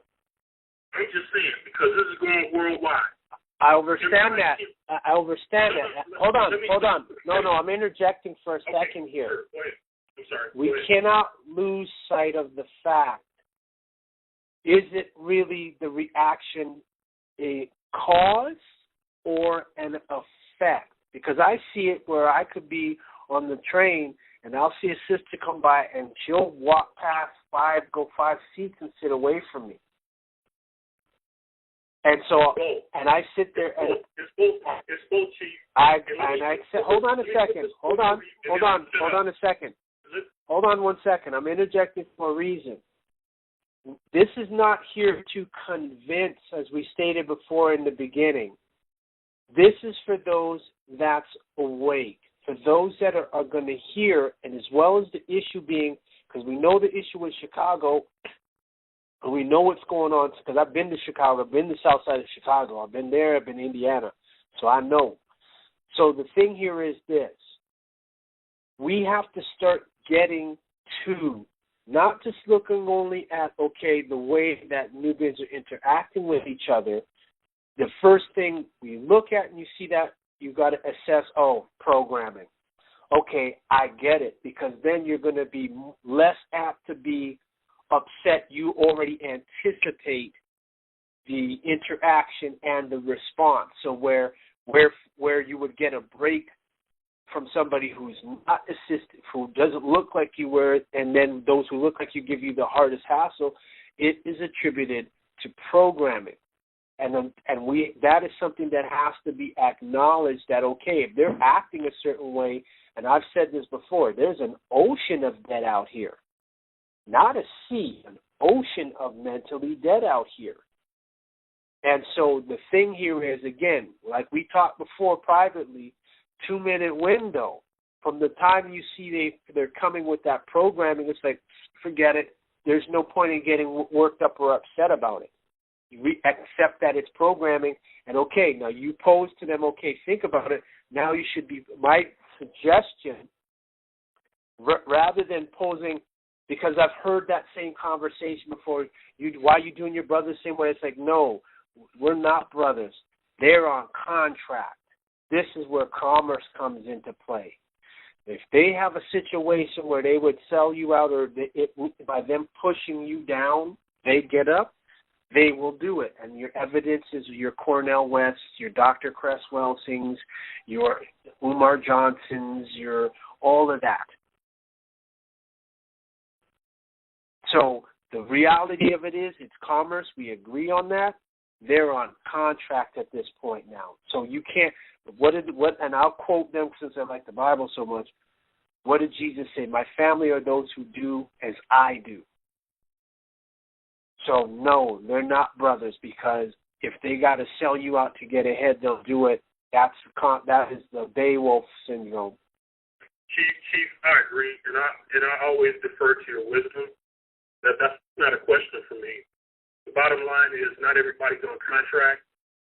There are some people that do need to hear this, and I will put that out there, is that if you're listening to this and this hits you, you need to think about what you heard. You need to think about exactly what the Chief has just said, and understand and think about why you're doing what you're doing. So, but again, I thank you, and I appreciate the time. Much appreciated. Just to let you know, everybody's on contract because we all agreed to come here. Okay. I appreciate that. before we physically manifested, we were asked, you want to come here or you want to stay up here? No, we want to go there. That looks good down there. You sure you want to go down there? Yeah. Okay. There wasn't a gun to my head, I know that. No, there wasn't. So that like I said, so it again, a lot of it again, it's programming, and if a person is denied a certain amount of information that they should have known, when they get older and they find out about it, that means I got to change everything. That no, I'm not going to do that, and then they want to forget. That again is part of the programming. There's a movie called is it Galaxy Quest with Tim Allen? Who saw Galaxy Quest with Tim Allen? And okay, so at the end of the flick, because they thought they thought that the TV show was real, even though they were extraterrestrials, had much better technology. They weren't the brightest, but they had better technology than the TV show. And then when the real enemy came and said, okay, what's wrong? He said they can't comprehend that you lied to them. He said they can't accept. They started breaking. What happened? They started breaking down. I can't believe, because they watched every episode of Galaxy Quest and thought it was real. So when they had a real fight, they came to get these actors, and these actors, couldn't do nothing originally. Then afterward, they become heroes. So similar to the same thing. So white power and any other man that's got a question in their central time zone. Going once. Central time zone. So for those that don't know their time zones, that's Alabama, Tennessee, Illinois, Wisconsin, Minnesota, Winnipeg, Manitoba, Saskatoon, Texas, any man going twice in that central time zone. Any man going 3 times, central time zone. All right, we move on to the next time zone, which is the Mountain Standard and Pacific Standard time zone. So that's going to be BC. That's going to be Vancouver, Victoria, Edmonton, Calgary, and Montana, Wyoming. That will be New Mexico, Arizona, California, Nevada. Any women in those time zones, Washington State, Oregon, Idaho. Any women in the time zones that have a question on the call, going once. Any women in the the Pacific and Mountain Standard time zones that have a question, going twice. Any women in the Pacific Mountain Standard time zones, going 3 times. All right. Any men in the Pacific and Mountain Standard time zones, that would be California, Nevada, Arizona, Wyoming, Montana, Arkansas. Not Arkansas, New Mexico, Colorado. Any men in the Pacific and Mountain Standard time zones that have a question, going once. Any men in the Pacific and Mountain Standard time zones, going twice. And then any men in the Pacific and hold on, muted you all, please.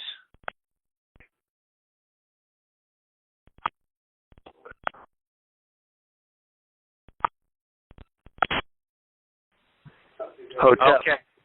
Okay, Hotep.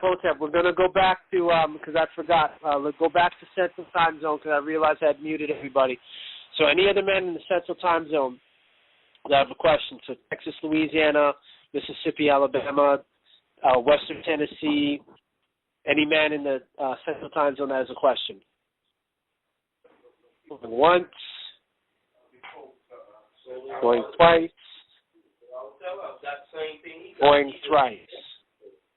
Okay, so now we're going to go to the Pacific and Mountain Standard time zones. Any women in the Pacific and Mountain Standard time zones, so that would be California, Washington State, Montana, Arizona, Nevada, Colorado, Wyoming. Any women in the Pacific and Mountain Standard time zones that have a question? Going once. Any women in the Pacific and Mountain Standard time zones that have a question? Going twice.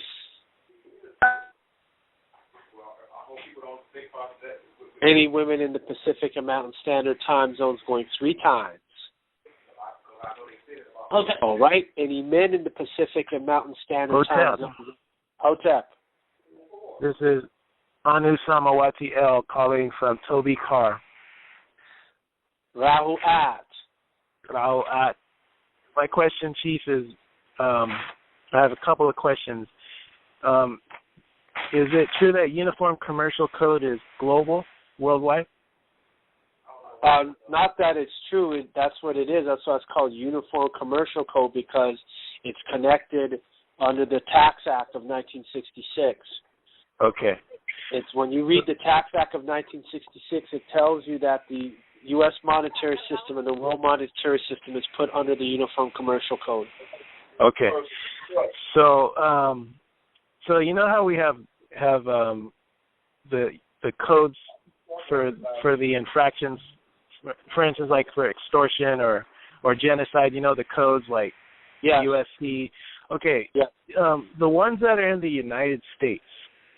Yes. If there's an infraction like that happens in another country, is it under that same code, or is there another code for that country? There'll be a code for that country. For example, Canada has they have a War Crimes Act. Okay. Which would be an equivalent to the genocide, which is and the genocide for the United States Code is Title 18, USC Section 1091. And in Canada, they would have what's called the War Crimes Act, and then they have the definition of what genocide is. They have that listed. Okay. So they have that defined, just like in the Title 18, USC Section 1091, they have genocide defined. Okay. That's why I'm not. That's why I don't care much for these so-called black lawyers, because they're all full of it. That includes Benjamin Crump. I don't give a damn because he's the president of the National Bar Association. He's still a coon. Because the thing is, everyone keeps using the word police brutality. They are not using the word genocide. Genocide. Exactly. They are not even using human rights violations. But I overstand Benjamin's position as an esquire. What is his position? He's taking orders. Overstood on that, for sure. He sure as hell can't articulate himself. But I comprehend that he's taking orders. So I'm not entirely mad at him per se, but it's like, man, please. They ain't talking about, look, International Decade for People of African Descent. All the people that I have listed, the bourgeoisie, the black bourgeois, everything, who do you all know? Farrakhan ain't even talking about that. That's how I know he's full of it. This is a General Assembly passed by the United Nations. This is the International Decade for People of African Descent. None of these guys is talking about it because they're concerned how much money they're going to lose. Sorry, bro, there is no money. You start saying that to people, they start getting mad at you. Yeah. Then you have to tell them, look, the U.S. Federal Reserve is telling you it has no value. So don't get mad at me, get mad at them. So you got hoodwinked, you got bamboozled. No doubt. Next question. That's it. Oh, okay. That's another Much question. appreciated, Chief. Oh, you're quite welcome. Like I said, white power, white power, white power. White power to the third. Okay, and so now, those that's on Facebook, put your questions in, and I'm going to go to the Skype, so any women that's on Skype that have a question. Okay, I guess no women on Skype that have a question. Okay, any men on Skype that have a question? Going one. What's that? Okay, so Andrew and then Aaron. Chief, did you get my email? I sent it earlier today. Let me see here. I'm just clicking on it right now. Why is this thing going so slow? Yes, your statutory claim. I will look that over. Okay. I got your email. Can I also ask your statutory claim, David Miller's admission that income tax is voluntary? If you want, Right. Like, keep in mind, when you do this statutory claim, you don't want to have too many pages. Otherwise, you got to go get that big stapler, because when you put these together, you go to the notary. They got to notarize it. You cannot add the pages afterward. You have to do this when it's notarized. Been doing all of this time. So you want to try and keep it to about 15 pages. I think after that, the staples are going to have a difficult time coming in. But if you can't add the page, then put the link in the claim and make reference, like you did with like all the other links are there. For me to live this way? No. What? All right. All right. I gotta go and check the links again. You know already. Yeah. Thank you, Chief. Oh, wait. Yes. Did you ever get around to watching the movie Ex Machina? Oh, we gotta run and go No, I told you last week. I got to find the. I think they pulled it out the theater the day I went to go watch it. 1:00 in the afternoon, downtown city center, major shopping place. They're building a big $200 billion hockey arena. I go there to the movie theater. The movie theater is closed in the afternoon. When I was in Boston, you need to do it. I know. I just think that looks famous. Did you see Is it like Chappie? No. Okay. The ending is cruel. The ending is what? Cool or cruel? Cruel. Okay. Suicide. Okay. Okay, well, I'll definitely check that out. I'm gonna walk right in there. I haven't forgotten about it. Okay. Give me some fight. Okay, let's see. Aaron, your question. What's the name? Oh, yeah. The scuttlebutt this past week for me, because a few folks are asking questions. As we move forward, how should individual people deal with cops? Should they interact with them, whether they be in a car, get pulled over, or they're on the street, or what have you? Commercially. Okay. Commercially. I knew that, but I just wanted to, Yeah, commercially. Okay. Because that's what like I said, that's why I played All About the Benjamins last week. And I'm saying, okay, you're telling everybody it's about contract, but you're keeping it, you're like, okay, it is about contract, but we don't want you on the same playing field. We want you to be the ones that we feed off of. So I said, okay, let's play this. Now everybody knows this is what it's about. So now you're dealing with it contractually and commercially. It's all set up against us. I already been figured out. Yep, next one. Yeah. Right. I already knew that. Want to let everybody. I want everybody know this. Law enforcement, they have what's called a Bill of Rights. Law enforcement Bill of Rights is usually under public safety, under the codes and statutes in a particular state. So I don't know if anybody knew that, but they knew it. That's how they operate under, like far as able to do stuff, search and seizures and things like that. And I looked over it this week, and it's just some interesting stuff. So just to make everybody aware how they operate is they have what's called law enforcement bill of rights, and it should be under public safety in that state's code. Agreed. And like I said, I'll check into that. Again, I go from the standpoint of, okay, it's a corporation. So because, again, that's applicable because the people who they interact are automatically assumed to be what? Citizens or civilians. Right. And as such, corporate. Next question? Oh, no, that's it. Oh, that was it? Okay. Ahmed, you got a question? Oh, I can't hear you. No, I don't have a question. Oh, no question? Eartha? She's asleep. Oh, she's asleep? Who's that in the back? Who's that in the back? I'm on. Hey, what's up?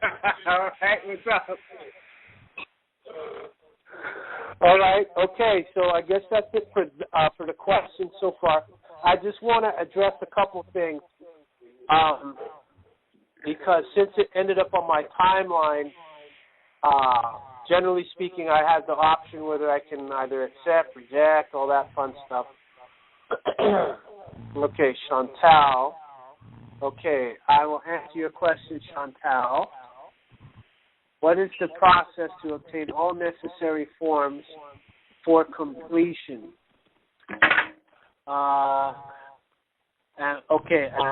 Disregard the question. My husband replayed number 47. Okay, I heard your reference regarding the military updating the status. Just need to complete forms. Thanks. Okay, all you have to do, Chantal, if you're on, if you're it's saying you're not on, but you might be, or you might have just stopped for a bit, but it said a few seconds ago. Which forms are you making reference to? If you're talking about the SF-181, you can Google that easily, download it, fill it out. We have an SF-181 page on Facebook. I'm going to put that in here so you can see it. And what do we got here? Okay, I'm going to put the link here. And this is it. You can fill that out. You can see how other people have done it, and this shows you the process and how to do the SF-181 properly. Now, the other forms, if you're talking about the statutory declaration and the statutory claim, you have to email me at atoxin19@gmail.com, and I'll email them out to you. Once you email them out to you, you retype that, I'll proof it, you walk it through, and then you take it to the notary and get it notarized, and then you publish it. There was something I wanted to address. Okay, military updating their status. Yeah, so military updating their status, like I said, for Farrakhan to tell the black soldiers to, see, this is how you can tell this is an agent mentality.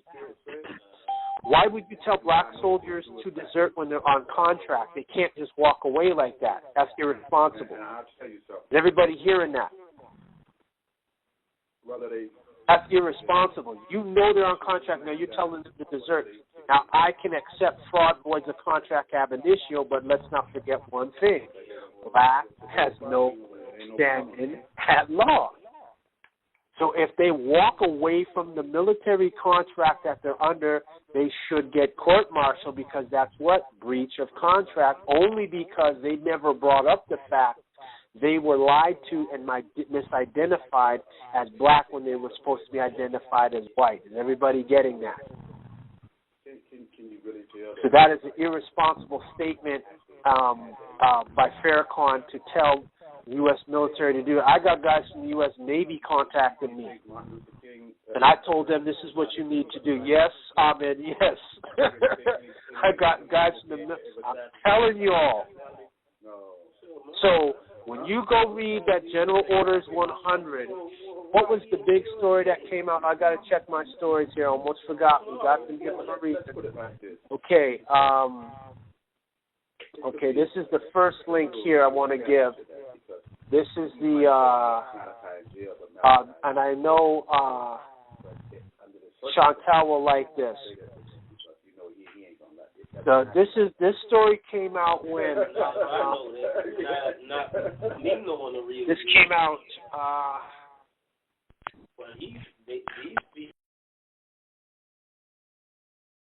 What's the date here? July 21st. This is now. Everyone pay attention to this. U.S. government removing the term Negro, reprinting over 22 million birth certificates.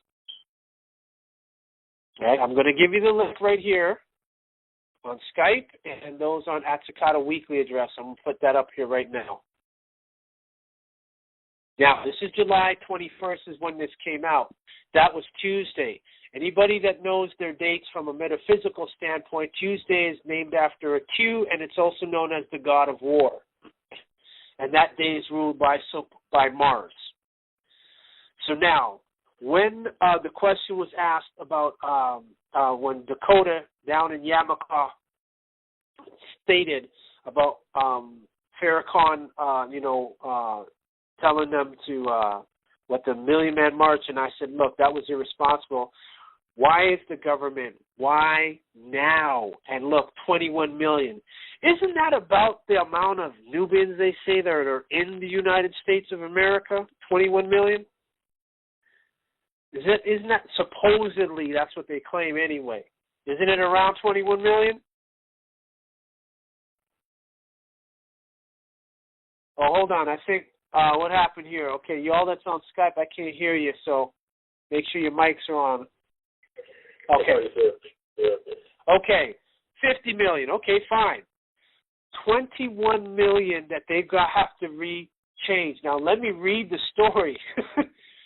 News 8, from the early 1900s to the early 1980s, the birth certificate of an African American child was labeled with the term Negro.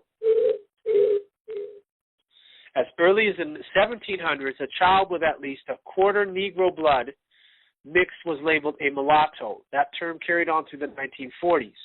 Currently, there are over 22 million birth certificates in the United States labeled as Negro. Okay, so over 22 million.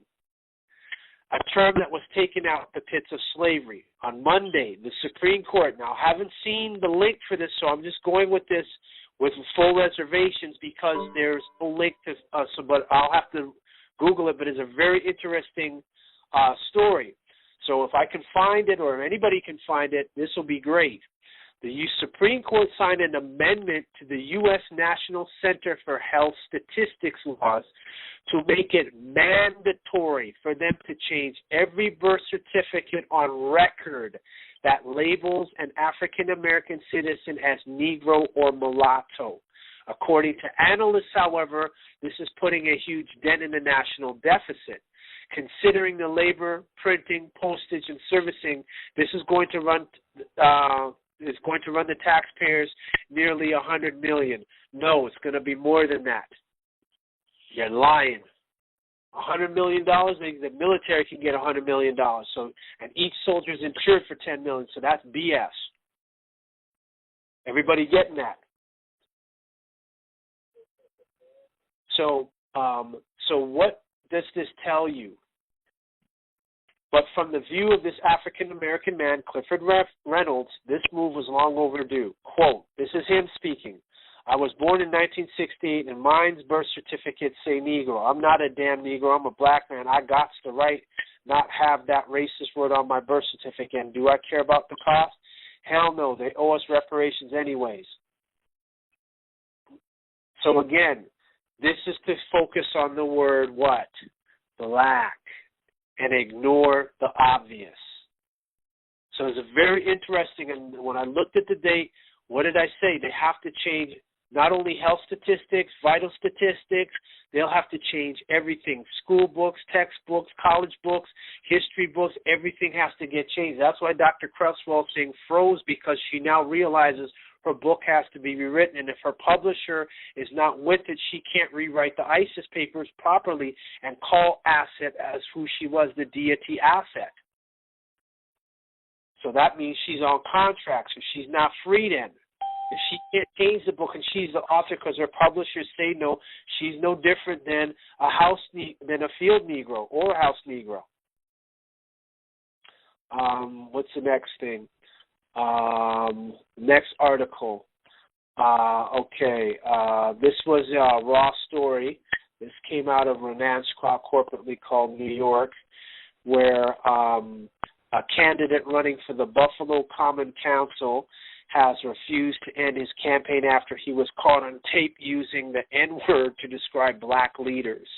In an audio recording obtained by the Buffalo News, Joseph A. Maskia can be heard complaining to a former employee about Mayor Byron Brown, Council President Darius Pridgeton, Assemblywoman Crystal Peoples-Stokes, and Dawn Sanders Garrett, who was Massia's boss at the Buffalo Municipal Housing Authority. During the 1-minute profanity-laced recording, Massia manages to use the N-word 8 times. I'm quoting him. Oh, is this it playing right now?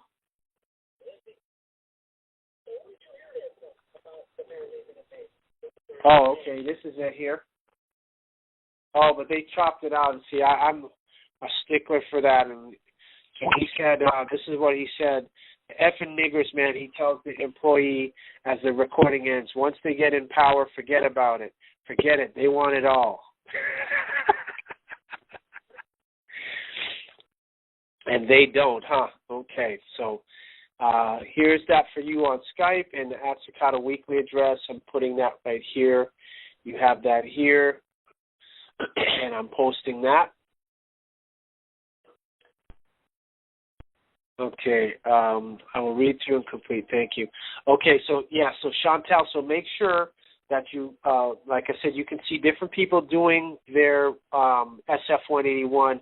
Once you fax that in, and this is for everybody who may have done it and haven't done it, you make sure your job, if you're on getting public assistance, you give that to them. If you're going to college, taking college, you do that as well. Hand that into the registrar and have them make sure that's put into your file. All of this. This is a federal form. It is not subject to debate. What's the next one here? Thank you, Chief. This is Chantel. I just wanted to say thank you, sir. Oh, you're quite welcome. You're quite welcome. What was this? Oh, okay, here's the next article. We're going into some other things. This is Japan opens doors to the world's first hotel run entirely by robots. So I'm going to paste that. I'm not saying anything more as far as technology for today because everybody knows what the dealio is now. And when you have processing speed of a computer that can calculate trillions of calculations per second, that means it can outthink you. Unfortunately, well, it depends how one wants to look at it. Maybe unfortunately or fortunately, the Pentagon hasn't figured that one out. Those generals haven't figured that out yet. Anytime something can outthink you, you're in trouble. Next thing, next article. Let's see here. Which one is this?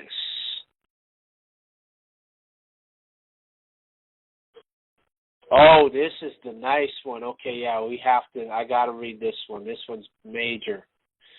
This was on Above Top Secret. I'm going to give this to you guys right now. And on Skype you got it, and on Weekly Address you got it.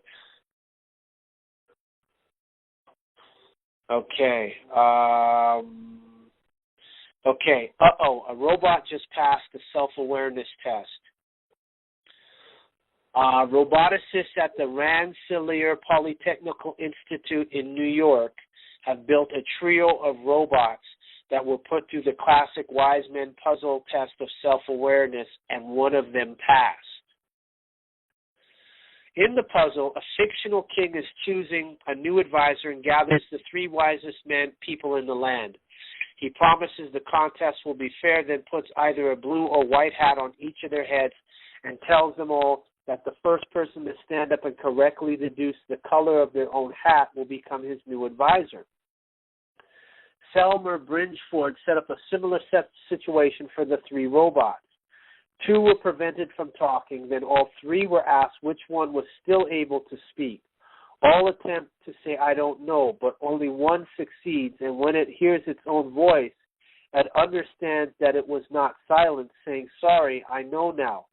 However, as we can assume that all three robots were coded the same, technically all three have passed this self-awareness test.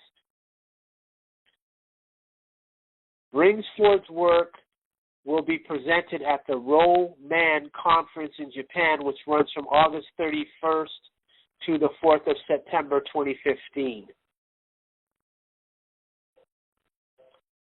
So, there's your artificial intelligence.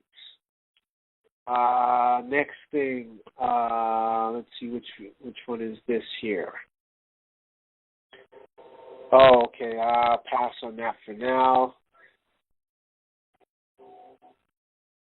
Okay, next article. Let's see, what's this?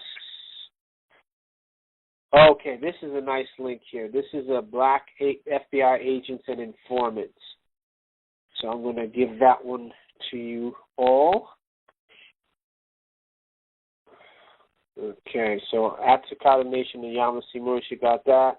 And then here is the list. Whoa, okay, what's going on here? Okay. Here's the list here.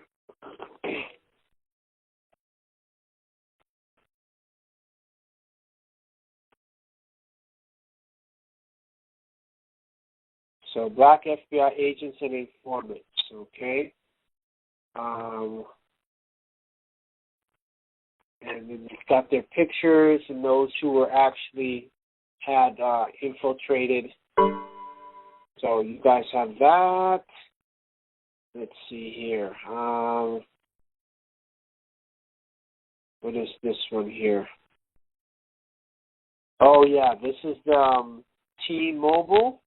Yeah, for those of you that have T-Mobile, they've extended your coverage beyond the borders at no extra charge. So now for those that are on T-Mobile or will be getting or want to look for a carrier, you can get unlimited calls and texts to any phone in the United States, Mexico, and Canada, and 4G LTE data, just like in the U.S.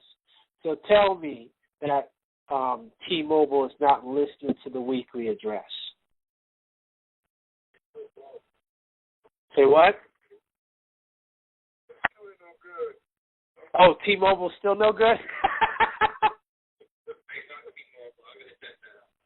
Okay, so you got my number, so I should be able to get a phone call from you, Andrew. So if I don't get a phone call from you, then we know they're definitely messing with me. Okay, the next one. What is this? Okay, this is the one about Hitler fleeing to Argentina. They finally admit that Hitler never died in a bunker and never committed suicide. So I gave you guys have that link. And we got that. Okay, come on. Okay, come on. Okay, now the next one is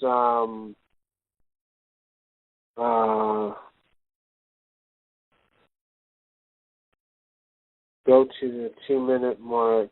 And okay, two more articles, and then I want to do a quick house cleaning and another set of calls, questions, and we're done for this week.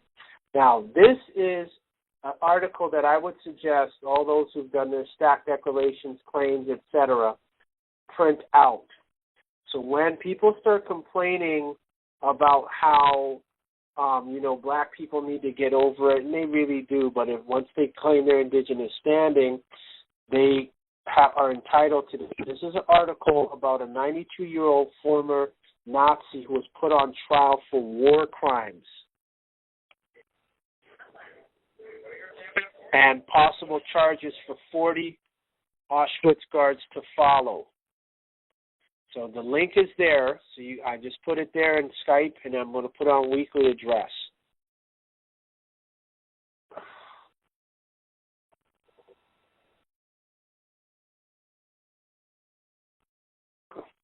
If I can get some cooperation here. Computer's running a little slow. Okay, come on. Yeah, I guess they don't want the ones on Facebook to get this article. This thing's moving real slow now.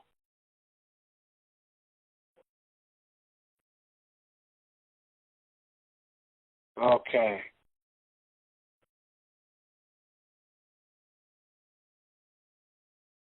Okay, we'll close up a couple of these windows. Okay.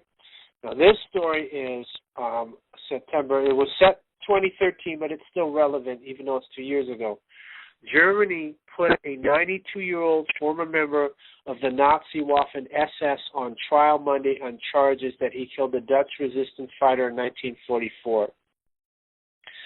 Dutch-born Siert Bruins, who is now German, entered the Hagen state courtroom using a walker, but appeared alert and attentive as the proceedings opened. This guy's 92 years old. No pleas are made in the German system, and Bruins offered no statement. His attorney, Klaus-Peter Knifka, said after the short 35-minute opening session that it was unlikely his client would ever address the court personally. I will probably deliver a defense declaration, but it depends on the course of the trial. So now, I would suggest those that have claimed their indigenous standing and whatnot, print this article out, so when they you start wanting to claim your history and damage and compensation, and they say, well, that's in the past. You're like, oh, no, they were going after this guy who's 92 years old. Just to show you how they get down when they want justice. They don't care how old he is. Okay, two more. And this article should be the tax commissioner at the 2-minute mark. Yes, the former IRS tax commissioner saying taxes is voluntary. So here, I'm going to put this one right here, weekly address. So for those who don't have it, you've got it now. And I'm going to put it on Skype. So for those that have that, you guys, those who've done their statutory claim to the IRS, you might want to have an audio copy and print this off in your records. Okay, where are we at here? Okay, that's it for you. Okay, now, one thing I do want to address, since it ended up on my timeline, and let's see here if I can find it real quick, because I know a lot of people were talking about it. This was a post that was put on my page. Let me see if I can find it. It's always when stuff like this happens. And when you go looking for stuff, it's always hidden. Okay, let me see here.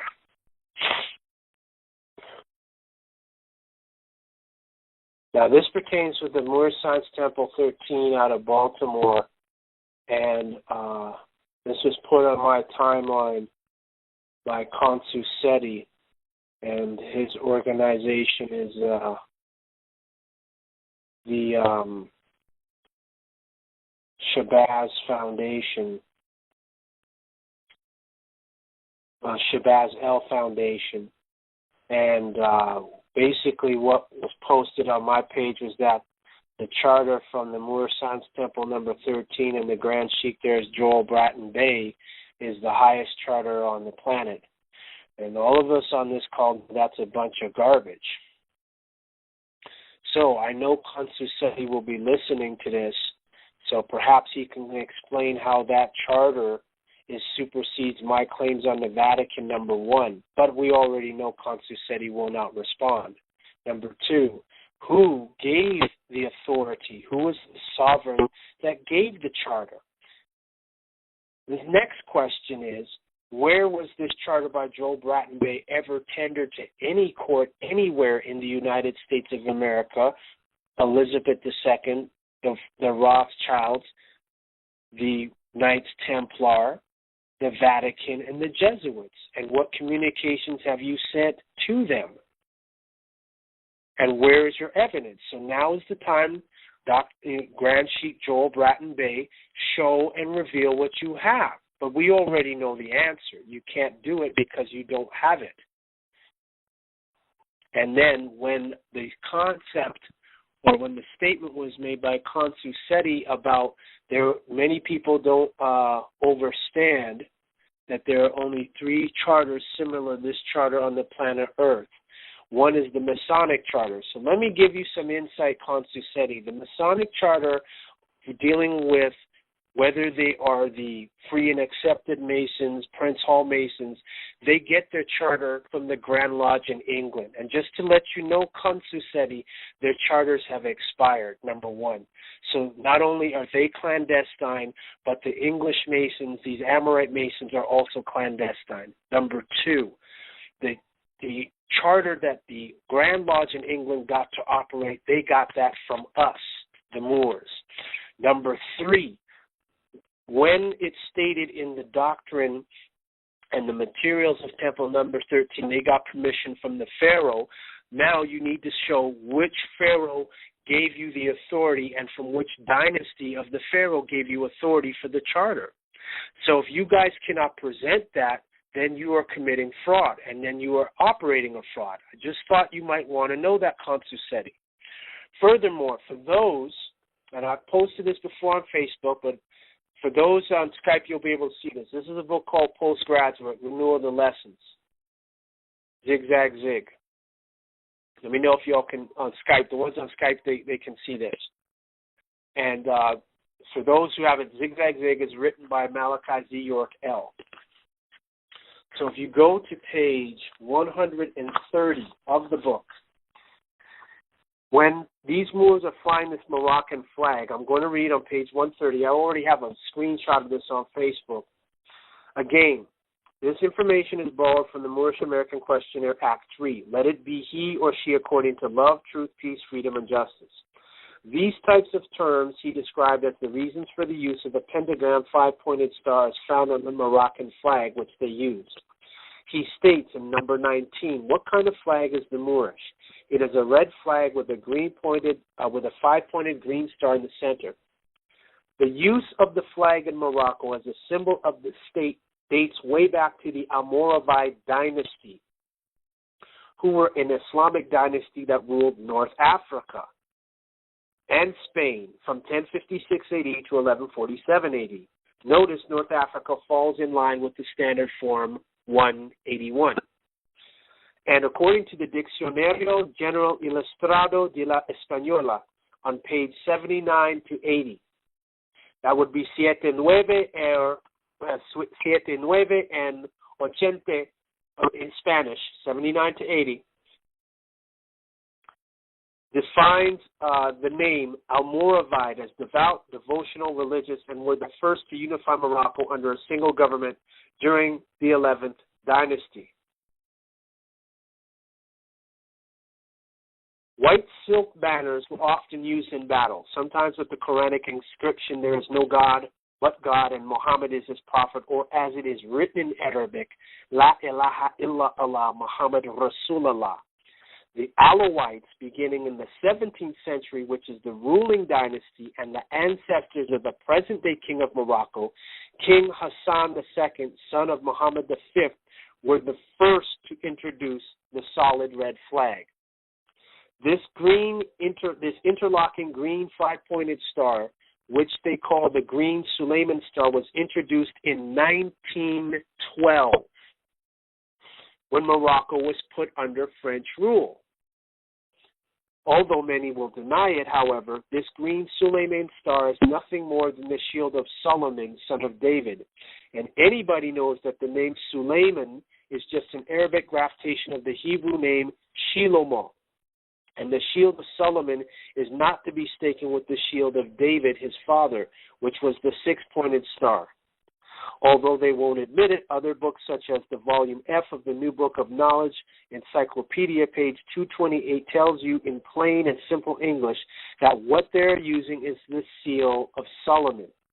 Don't believe me? Check it out. So the red flag of Morocco wasn't introduced until the 17th century, which puts you in the 1600s, making their flag almost 400 years old. And the green star wasn't made a part of the flag until 1912, making the official flag of Morocco, excuse me, that you see today only 85 years old, not 10,000 years old, not our original flag. So that Moroccan flag that these so-called Moors are flying is 85 years old and not 10,000, which means the Moorish 101 questionnaire is incorrect. So the challenge is to Joel Bratton, the Grand Sheikh Joel Bratton Bey, Dr. Elihu Pleasant Bey, Swift Angel number 1, dispute that. But we already know what you're going to do. You will say nothing and keep your mouth shut. My point is this. Why is a Jewish star being used to represent an Islamic country? I will tell you why. It is because they were simply Islamic Hebrews from the invasion of Arabs and Jews in Morocco. This is on page 131. So, continue on. In 1492, the Moors, from the Spanish word morenos, meaning black, and the Sephardim Jews were expelled from Spain. These were the fake Sephardim who were of Spanish blonde hair and blue-eyed Spaniards, not Puerto Ricans who are Nubians. The Sephardim were also of Portuguese origin. The real dark-skinned, woolly-haired Sephardims are currently in Yemen Morocco, Sudan, Ethiopia, and America as American Negroes and were originally of the tribes of Judah, Dan, Benjamin, and Dinah. The Sephardim Jews were known as the Hebrew Israelites. They were the original Sephardim and were darker than the Khazars, who stole the name Ashkenazim, called the Pale Jews. When the Arabs and Sephardim invaded Morocco, they came spreading Islam and Judaism. This is why the flag has the 5-pointed star representing the Hebrew Israelites. So your flag is only 85 years old, and it's not 10,000. Now, let me see if I can get the publishing date, because this book was around 2000. Let me see if I can find a date, a publishing date when this was done. So this is around 96, around this. So you're talking another 15 years on top of that. So this flag, so from 1912 to 2012 is what, 100 years. So this flag, this Moroccan 5-point star, green 5-pointed star on a red flag is not no 10,000 years old. So that's a lie. That's not love, truth, peace, freedom, and justice. Just thought they might want to know that. You watch this phone, because I know how they like to slip me off when I start dropping it. Now, this is another book here. You will not find this book. This book is out of print.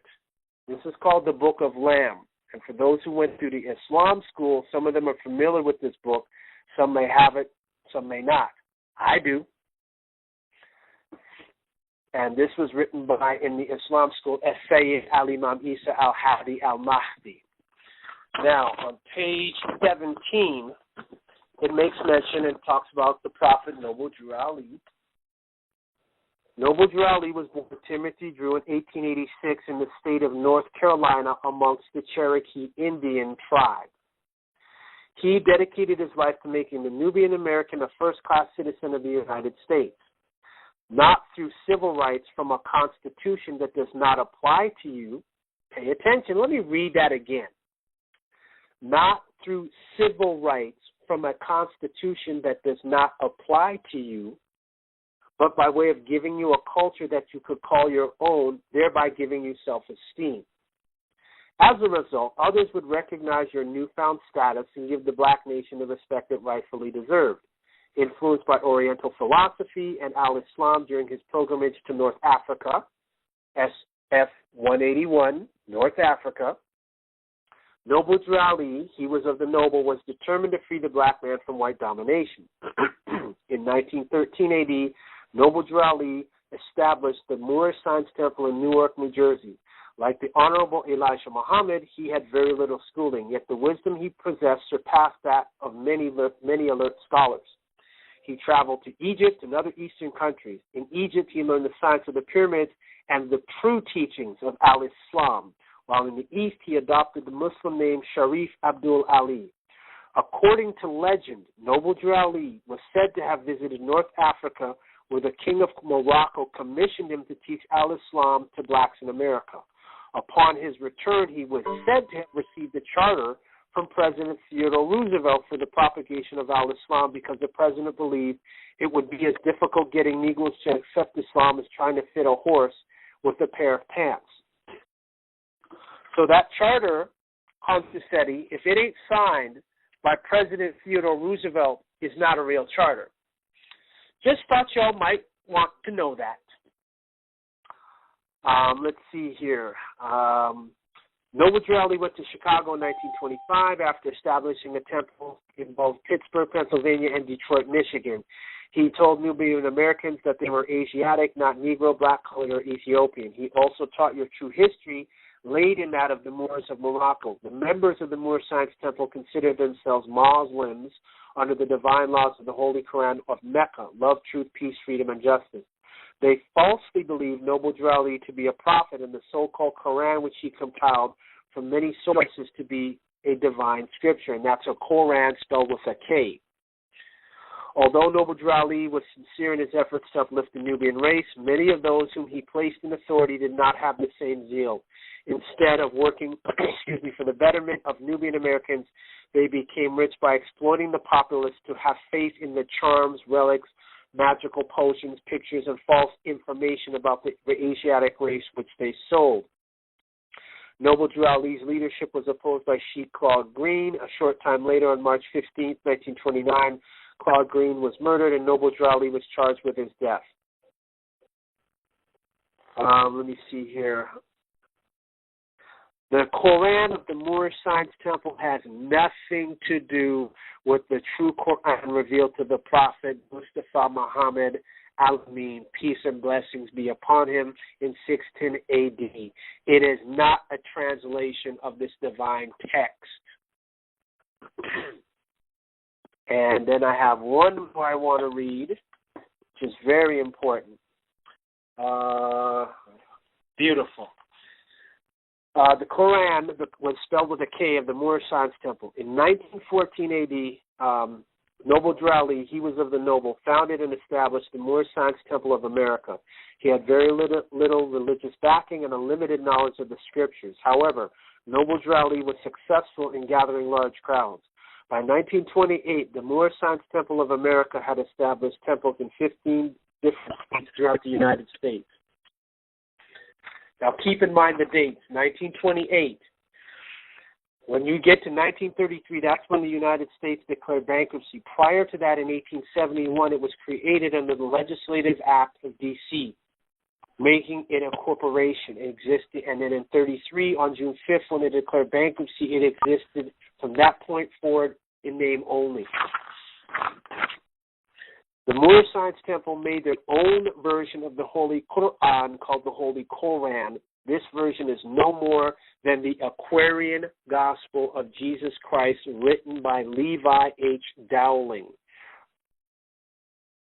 And refer to edition number 152, the Book of Lamb, and I have that in edition number 109, Who was Noble Drew Ali. Notice, these pages taken from the Holy Quran of the Moorish Science Temple and the Aquarian Gospel of Jesus the Christ are the same. I'm only going to read one verse, 19. This is from the Aquarian Gospel. Teach that the Holy Breath would make them one again, restoring harmony and peace. This is section 3, verse 20, that naught can make them one but love, that God so loved the world that he clothed his Son in flesh that man may comprehend. The only Savior of the world in love, and Jesus, Son of Mary, comes to manifest that love to men. No, the only Savior of the world is love, and Jesus, Son of Mary, comes to manifest that love to men. And so now when we look at chapter 3 from the Holy Prophet, we see, where's the verse here?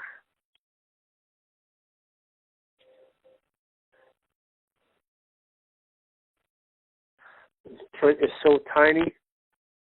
Okay. Higher self.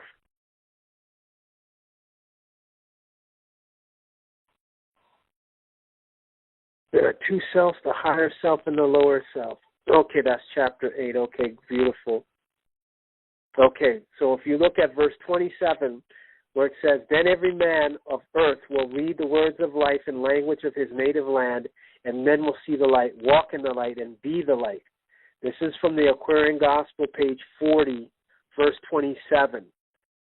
Then verse 28, and man again will be at one with God. Now, this is the Aquarian Gospel, page 40, verse 27 to 28. Now, when you read from the Holy Koran of the Moorish Science Temple, from the Holy Prophet on page 7, where it says, Then every man of earth will read the words of life in language of his native land, and men will see the light and walk in the light and be the light. Verse 28, and man again will be at one with Allah. So they just translated the words differently. So, when I hear people make statements such as that about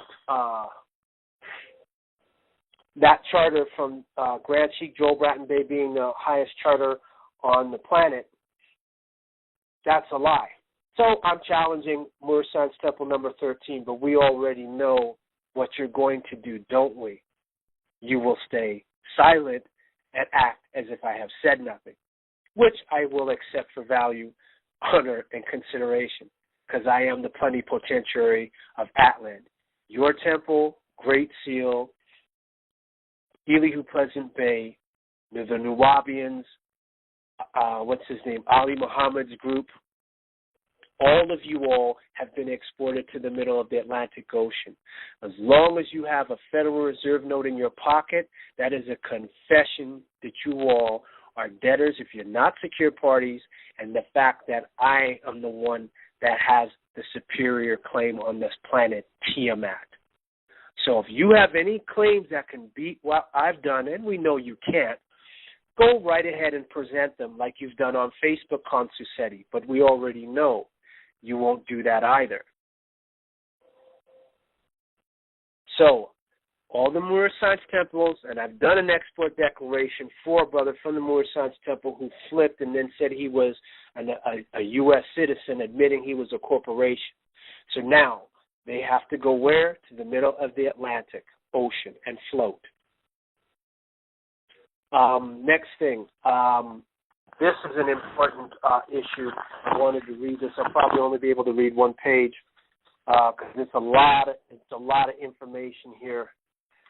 So what I will say is I'll read this. It's on page 79 for those who have it. This is a book called Great Balls of Fire Cast at the Earth. So for those who have the book. And this was authored by a student of Amanubi Ruakta, and her name is Kifa Sent-Hotep.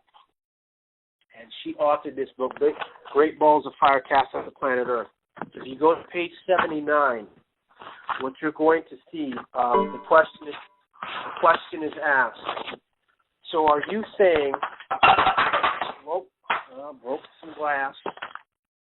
Oh, spilled my water. That's a good sign. That's a positive sign.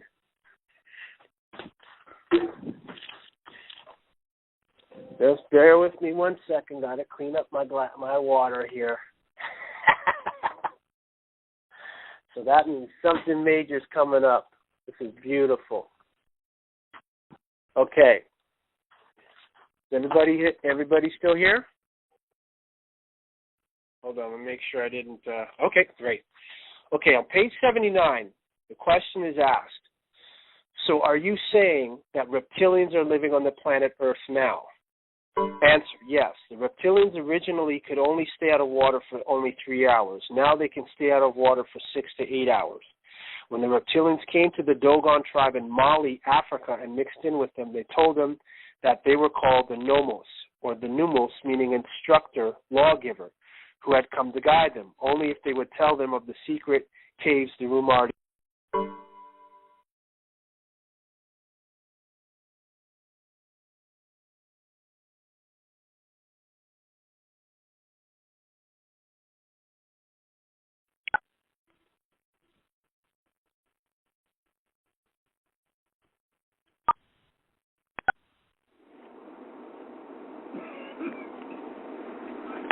Wow.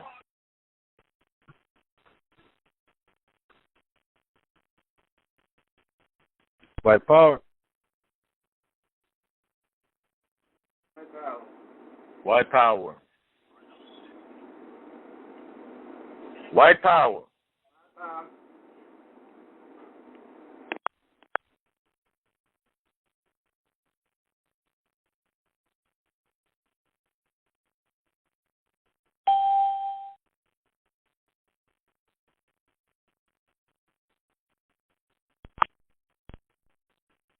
Rawat. Rawat. Okay, great. Where were we? Okay, page 79. The Nomos, okay. They did not have the Dogon's best interest. This is the Nomos. They were just using them. These beings lived underwater during the day, and by the shadow hours, they would come out to teach them. These reptilians taught the Dogons of their great deity, Dagon, thus naming the tribe Dogons. The reptilians also taught them knowledge about the universe, star formations, and constellations without the aid of telescopes. The maps they have today are so accurate that they match modern maps today. Question, the reptilians that have human forms or bodies, are they actually humans? When they are described as human in shape or humanoid, it only means as far as outside appearance or physical body structure. Many do take on human forms due to mixing and breeding with humans. You are not the only beings in the galaxy that have the, quote, human look. Different beings have taken life form from this planet and transported to their planet in test tubes. Beings from Venus and Pleiades are very human-like. A very common physical feature of reptilians that is showing up more and more in Nubians is the back of their head being flat, or what is termed slope head. Other defects from mixing with reptilians is puffy fingertips, long nails, and webbed hands. There are many skin diseases that come from mixing with extraterrestrials. The skin disorder, such as eczema, is from mixing the genes with reptilians, which is extreme cases of very dry, scaly, leather-looking like skin. Everybody has scales. When you don't put on oil or lotion, you easily see the flakes on your skin. It is what you call ash. These disorders are on a small level. Some are extreme, as in the case of 2 children born in India, where the skin on their entire body is extremely rough, dry, scaly, and discolored. This disorder is called Ichthyosaurus, pronounced Ichthyosaurus, meaning fish lizard, a type of reptile that existed during the Mesozoic time until the Cretaceous period. This is just further proof that humans evolved from different life forms and the fact that there's extraterrestrial involvement with the genes of humans. And refer to scroll number 136 entitled Extraterrestrials and Creations. Let me see. Okay, then there's another. I'm going to read one other one here. Okay. Page 83. You have the humanoid reptile and the insect-looking beings.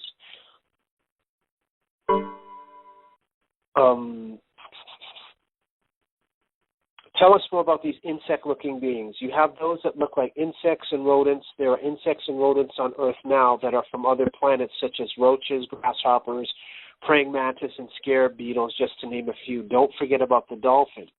Insects and rodents are very irritating and dangerous to human beings because they carry lots of germs and bacteria that can kill humans. You also have beings that look like insects, however, they are human in shape. Extraterrestrial beings do not like the effects of intoxicants, sugar, coffee, chocolate, and prefer the pure essence without toxins. So those ETs that eat people really prefer children as opposed to adults. This should make you stop and think, where are all those missing children that appear on milk cartons? Question, is there any way to fight these beings off? Answer, they say the best way to have a defense against these beings is by wrapping themselves in white light and visualizing the highest frequencies of divinity, the high self. This is what is called psychic self-defense. You must be mentally strong so that you will be able to withstand their telepathic influences.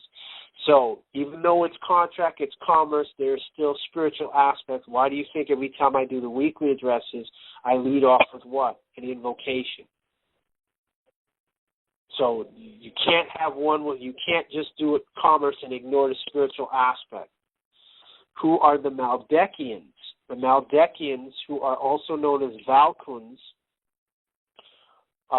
or troglodytes, Trogians, survived the crash when Nibiru hit their planet, which happened 24 billion years ago.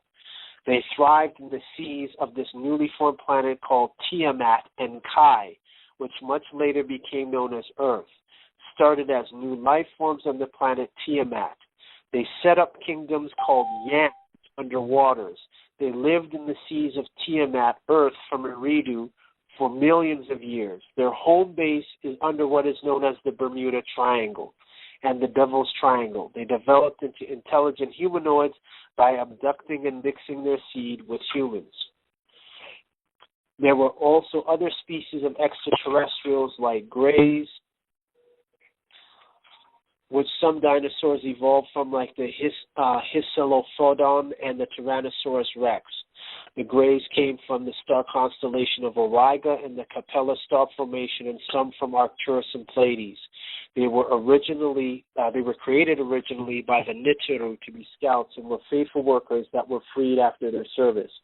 The reptilians captured them and ruled them from Rigel and Betelgeuse, Bellatrax, Mintaka, Alnilam, and Alnitak in the Orion star constellation.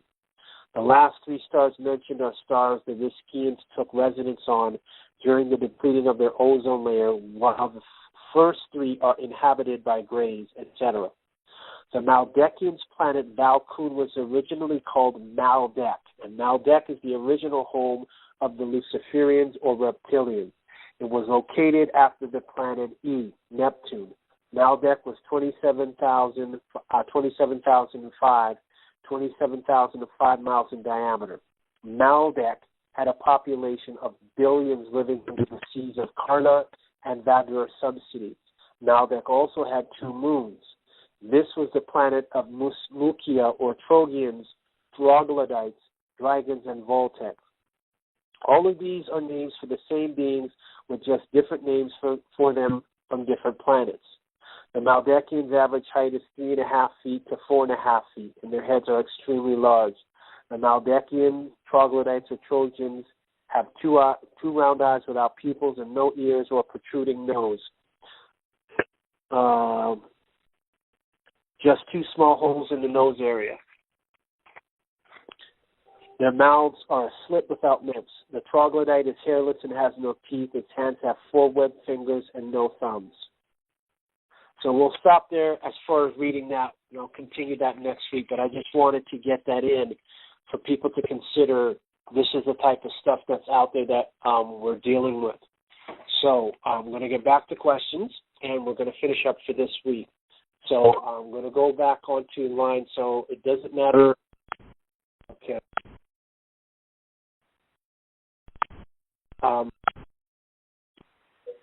We're going to start with the men first. We started with the women, so the men first. Going to go east to west. Any man in Eastern Time Zone. We got links to them crafts. That has a question. Going once. Going twice. Going 3 times. Link to them crafts. Okay. Any women in the Eastern Time Zone that have a question? That's a real secret they don't want. Okay. Going once. Hotep. Hotep. Yes. My question is regarding. Yes. Hello. Yes, and yes, you are. My question is. Oh, I'm sorry, Maisha. Are you there? Yes. Yes, and you are? Maisha. Aisha, and you're calling from where? Florida, Maisha with an M. Oh, Maisha. Okay, I apologize, Maisha. Okay. Yes, that's fine. My question was the list that you mentioned, these extra beings, extraterrestrial. What do they want? What do they want with the original people on the Earth? They don't want anything from you. You don't have anything they want. They just want to take over the planet. You just happen to be in the way. Okay. So why do you think they can put out, now it's coming out, what are they doing? India is suing the Bill Gates Foundation for the vaccines. China was taking vaccines from the West, and now they have an explosion of autism in the children. Mm-hmm. This is not by coincidence, it's by design. Mm-hmm. And if you accept, like, pardon? I'm sorry. Go ahead. And so now there's another right by the name of Rick Smith who had brought up, and I liked his explanation was basically coming that what the Amorites have done is they made a deal, and this is talked about on a old tape called the Mothership tape, which you should be able to find on YouTube. And in the Mothership tape, Amorites have already made a deal with the Greys because the Greys are controlled by the reptilians. Wow. So they made a deal that, okay, we're going to sell all other humans, melaninites, whether they consider themselves Asian or Hindu, but anyone who has melanin, they sell them out, and they be like the overseers over the melaninites. You follow? Yeah. So this is where, at a certain point, when you see things don't make sense, you have to start saying, okay, there's another factor involved here. And this is where you start getting into the extraterrestrial type of thing. And that's why I said that you have to walk in the light of the sun now. There's no privacy anymore. So if anyone thinks they're going to get privacy, they can forget about it. I agree, definitely. I talk to my mother, and it's like there's always something in the line, scratching and doing all this, and so that's why I had to ask my question. And I remember reading through history how some of them were trying to turn humans into slaves, or we were slaves before. It's like a cycle that goes on.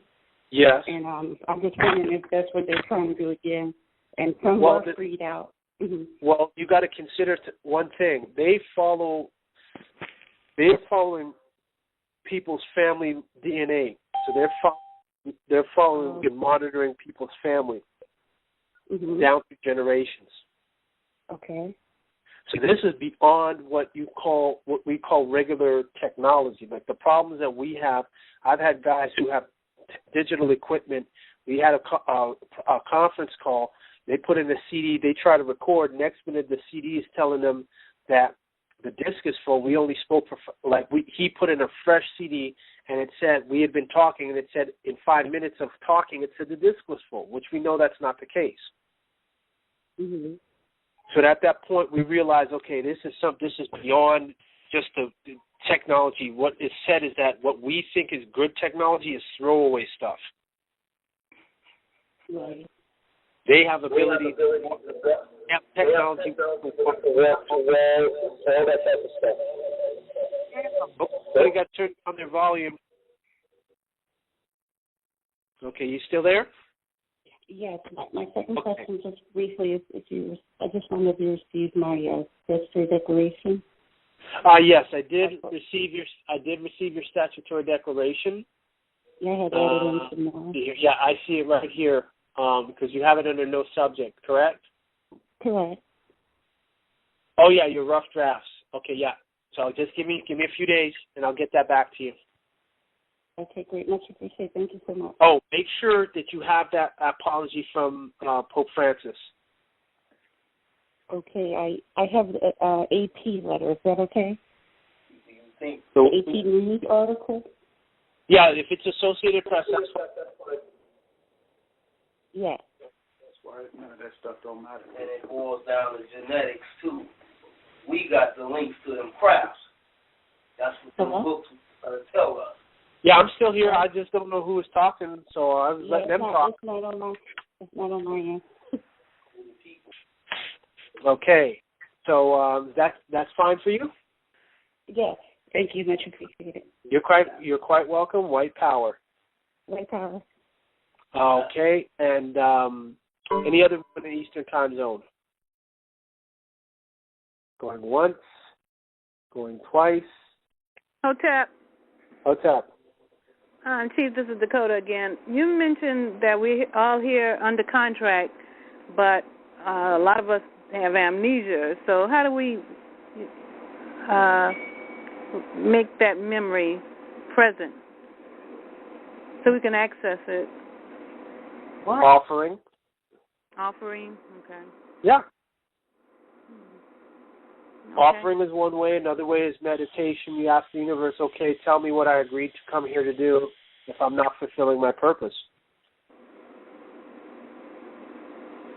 Okay. Not difficult. Very simple. Well, that's easy enough to do. I just didn't know to do that. You do now. Give gratitude. I'm going to have to do that one. Thank you, Chief. You're welcome. All right. Okay, so let's see. How did we do this? We went, and women, okay, so now we'll go Central Time Zone. Any man in the Central Time Zone that has a question? That's Illinois, Louisiana, Texas, Mississippi, Missouri. Going once. Going twice. Going 3 times. Okay. Any woman in the Central Time Zone that has a question? Going once. Hotep. And who is this?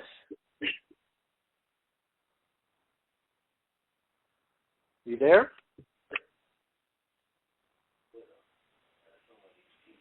Okay, I guess we lost that woman in the Central Time Zone then. Okay.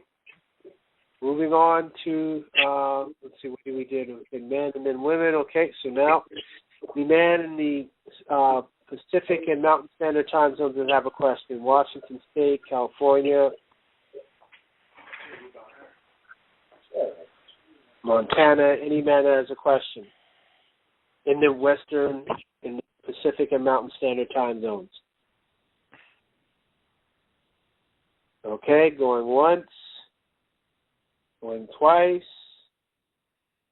3 times. Okay, any women or any woman in the Pacific and Mountain Standard Time Zones, which is California, Arizona, Colorado, Wyoming. Okay. Yes. I was calling about to see if you got the IRS statutory claim to proof. Oh, this is Nina? Yes. Let me see here. And also Rick's proof that he bounces out. I'm looking for it right now.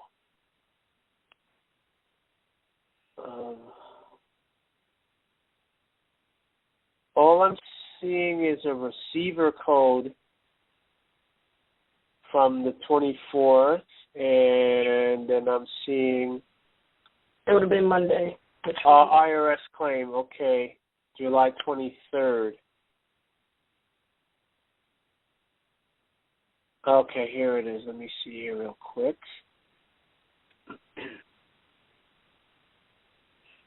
Okay, yeah, because I'm going to fix that up because you don't need to put Cherokee in parentheses. Okay.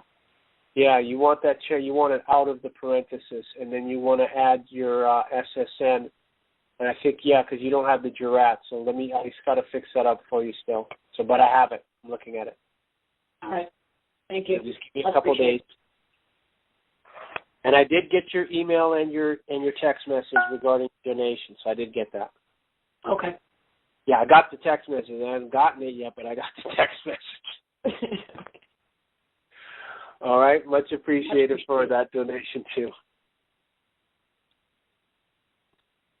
Okay. Any other woman in the Pacific and Mountain Standard Time Zones that have a question? Going once. Going twice. Going 3 times. Okay. Those that's on Facebook, feel free to put your question in. Okay, and what I'll do is I'll go to Ahanu. Okay, I'm going to ask. And remember, he reading Fox 4. Okay, yeah. So Ahanu, yeah, there is a burial rites for indigenous peoples. There's a way that is going to be done. Again, you have to get your ducks in a row, and we can get and discuss that at length.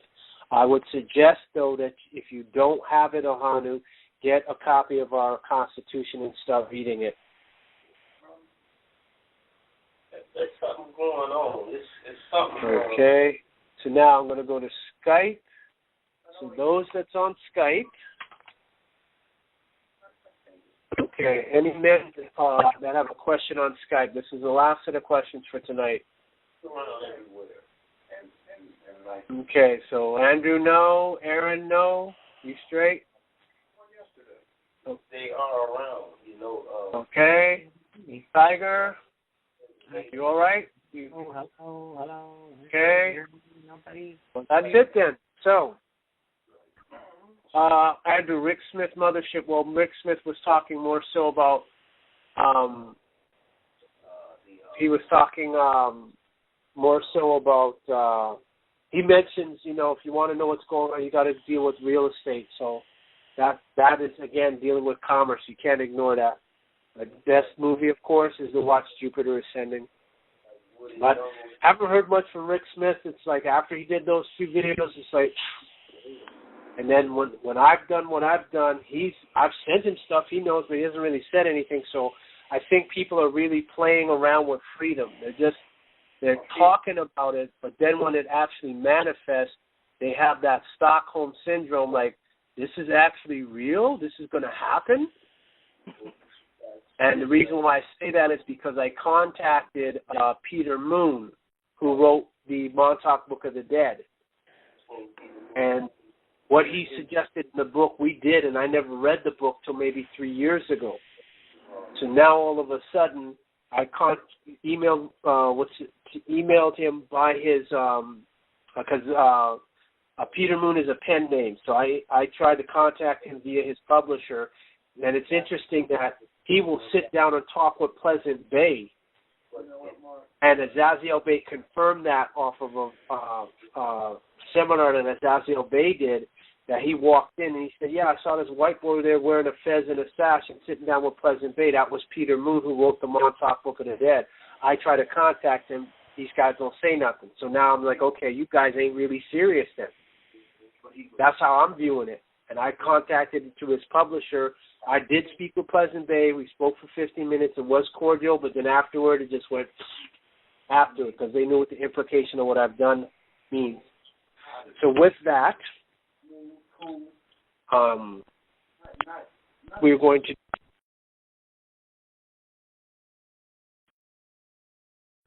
as always for the secret admirers, the Exoterra Astrals, Ashtar Command, the Palladians, all those who are really making it difficult for our ancestors to get here. We want to give them a nice white power before we close out this week. So everybody give them a nice white power.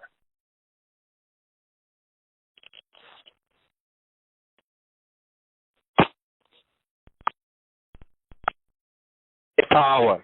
White power. White power. White power. White power. White power. White power. White power. White power. White power. White power. Abu de Gore. Abu de Gore. Abu de Gore. The Tippin' Rod, yeah. White power. White power. White power. White power. White power. Power, white power. White power, white power, white power. White power, white power, white power. To the third part. White power. White power. So, Nukan Finu Hamud ila Panitiru ila Parashinat ila Pa Haui. I give gratitude and appreciation to the Nitu, my ancestors, my family, for those who've been on this call for us, being able to have a weekly conference call. Amulure, Amulure, Amulure. I will have you entertain, and I will speak with everybody next week on Weekly 65. Hotep, the through shot all. Wadu. What's up, Chief? Hotep. Hotep. Hotep. What? White power. Hotep. White power. White power. Hotep, you know, on site. Hotep. Hotep.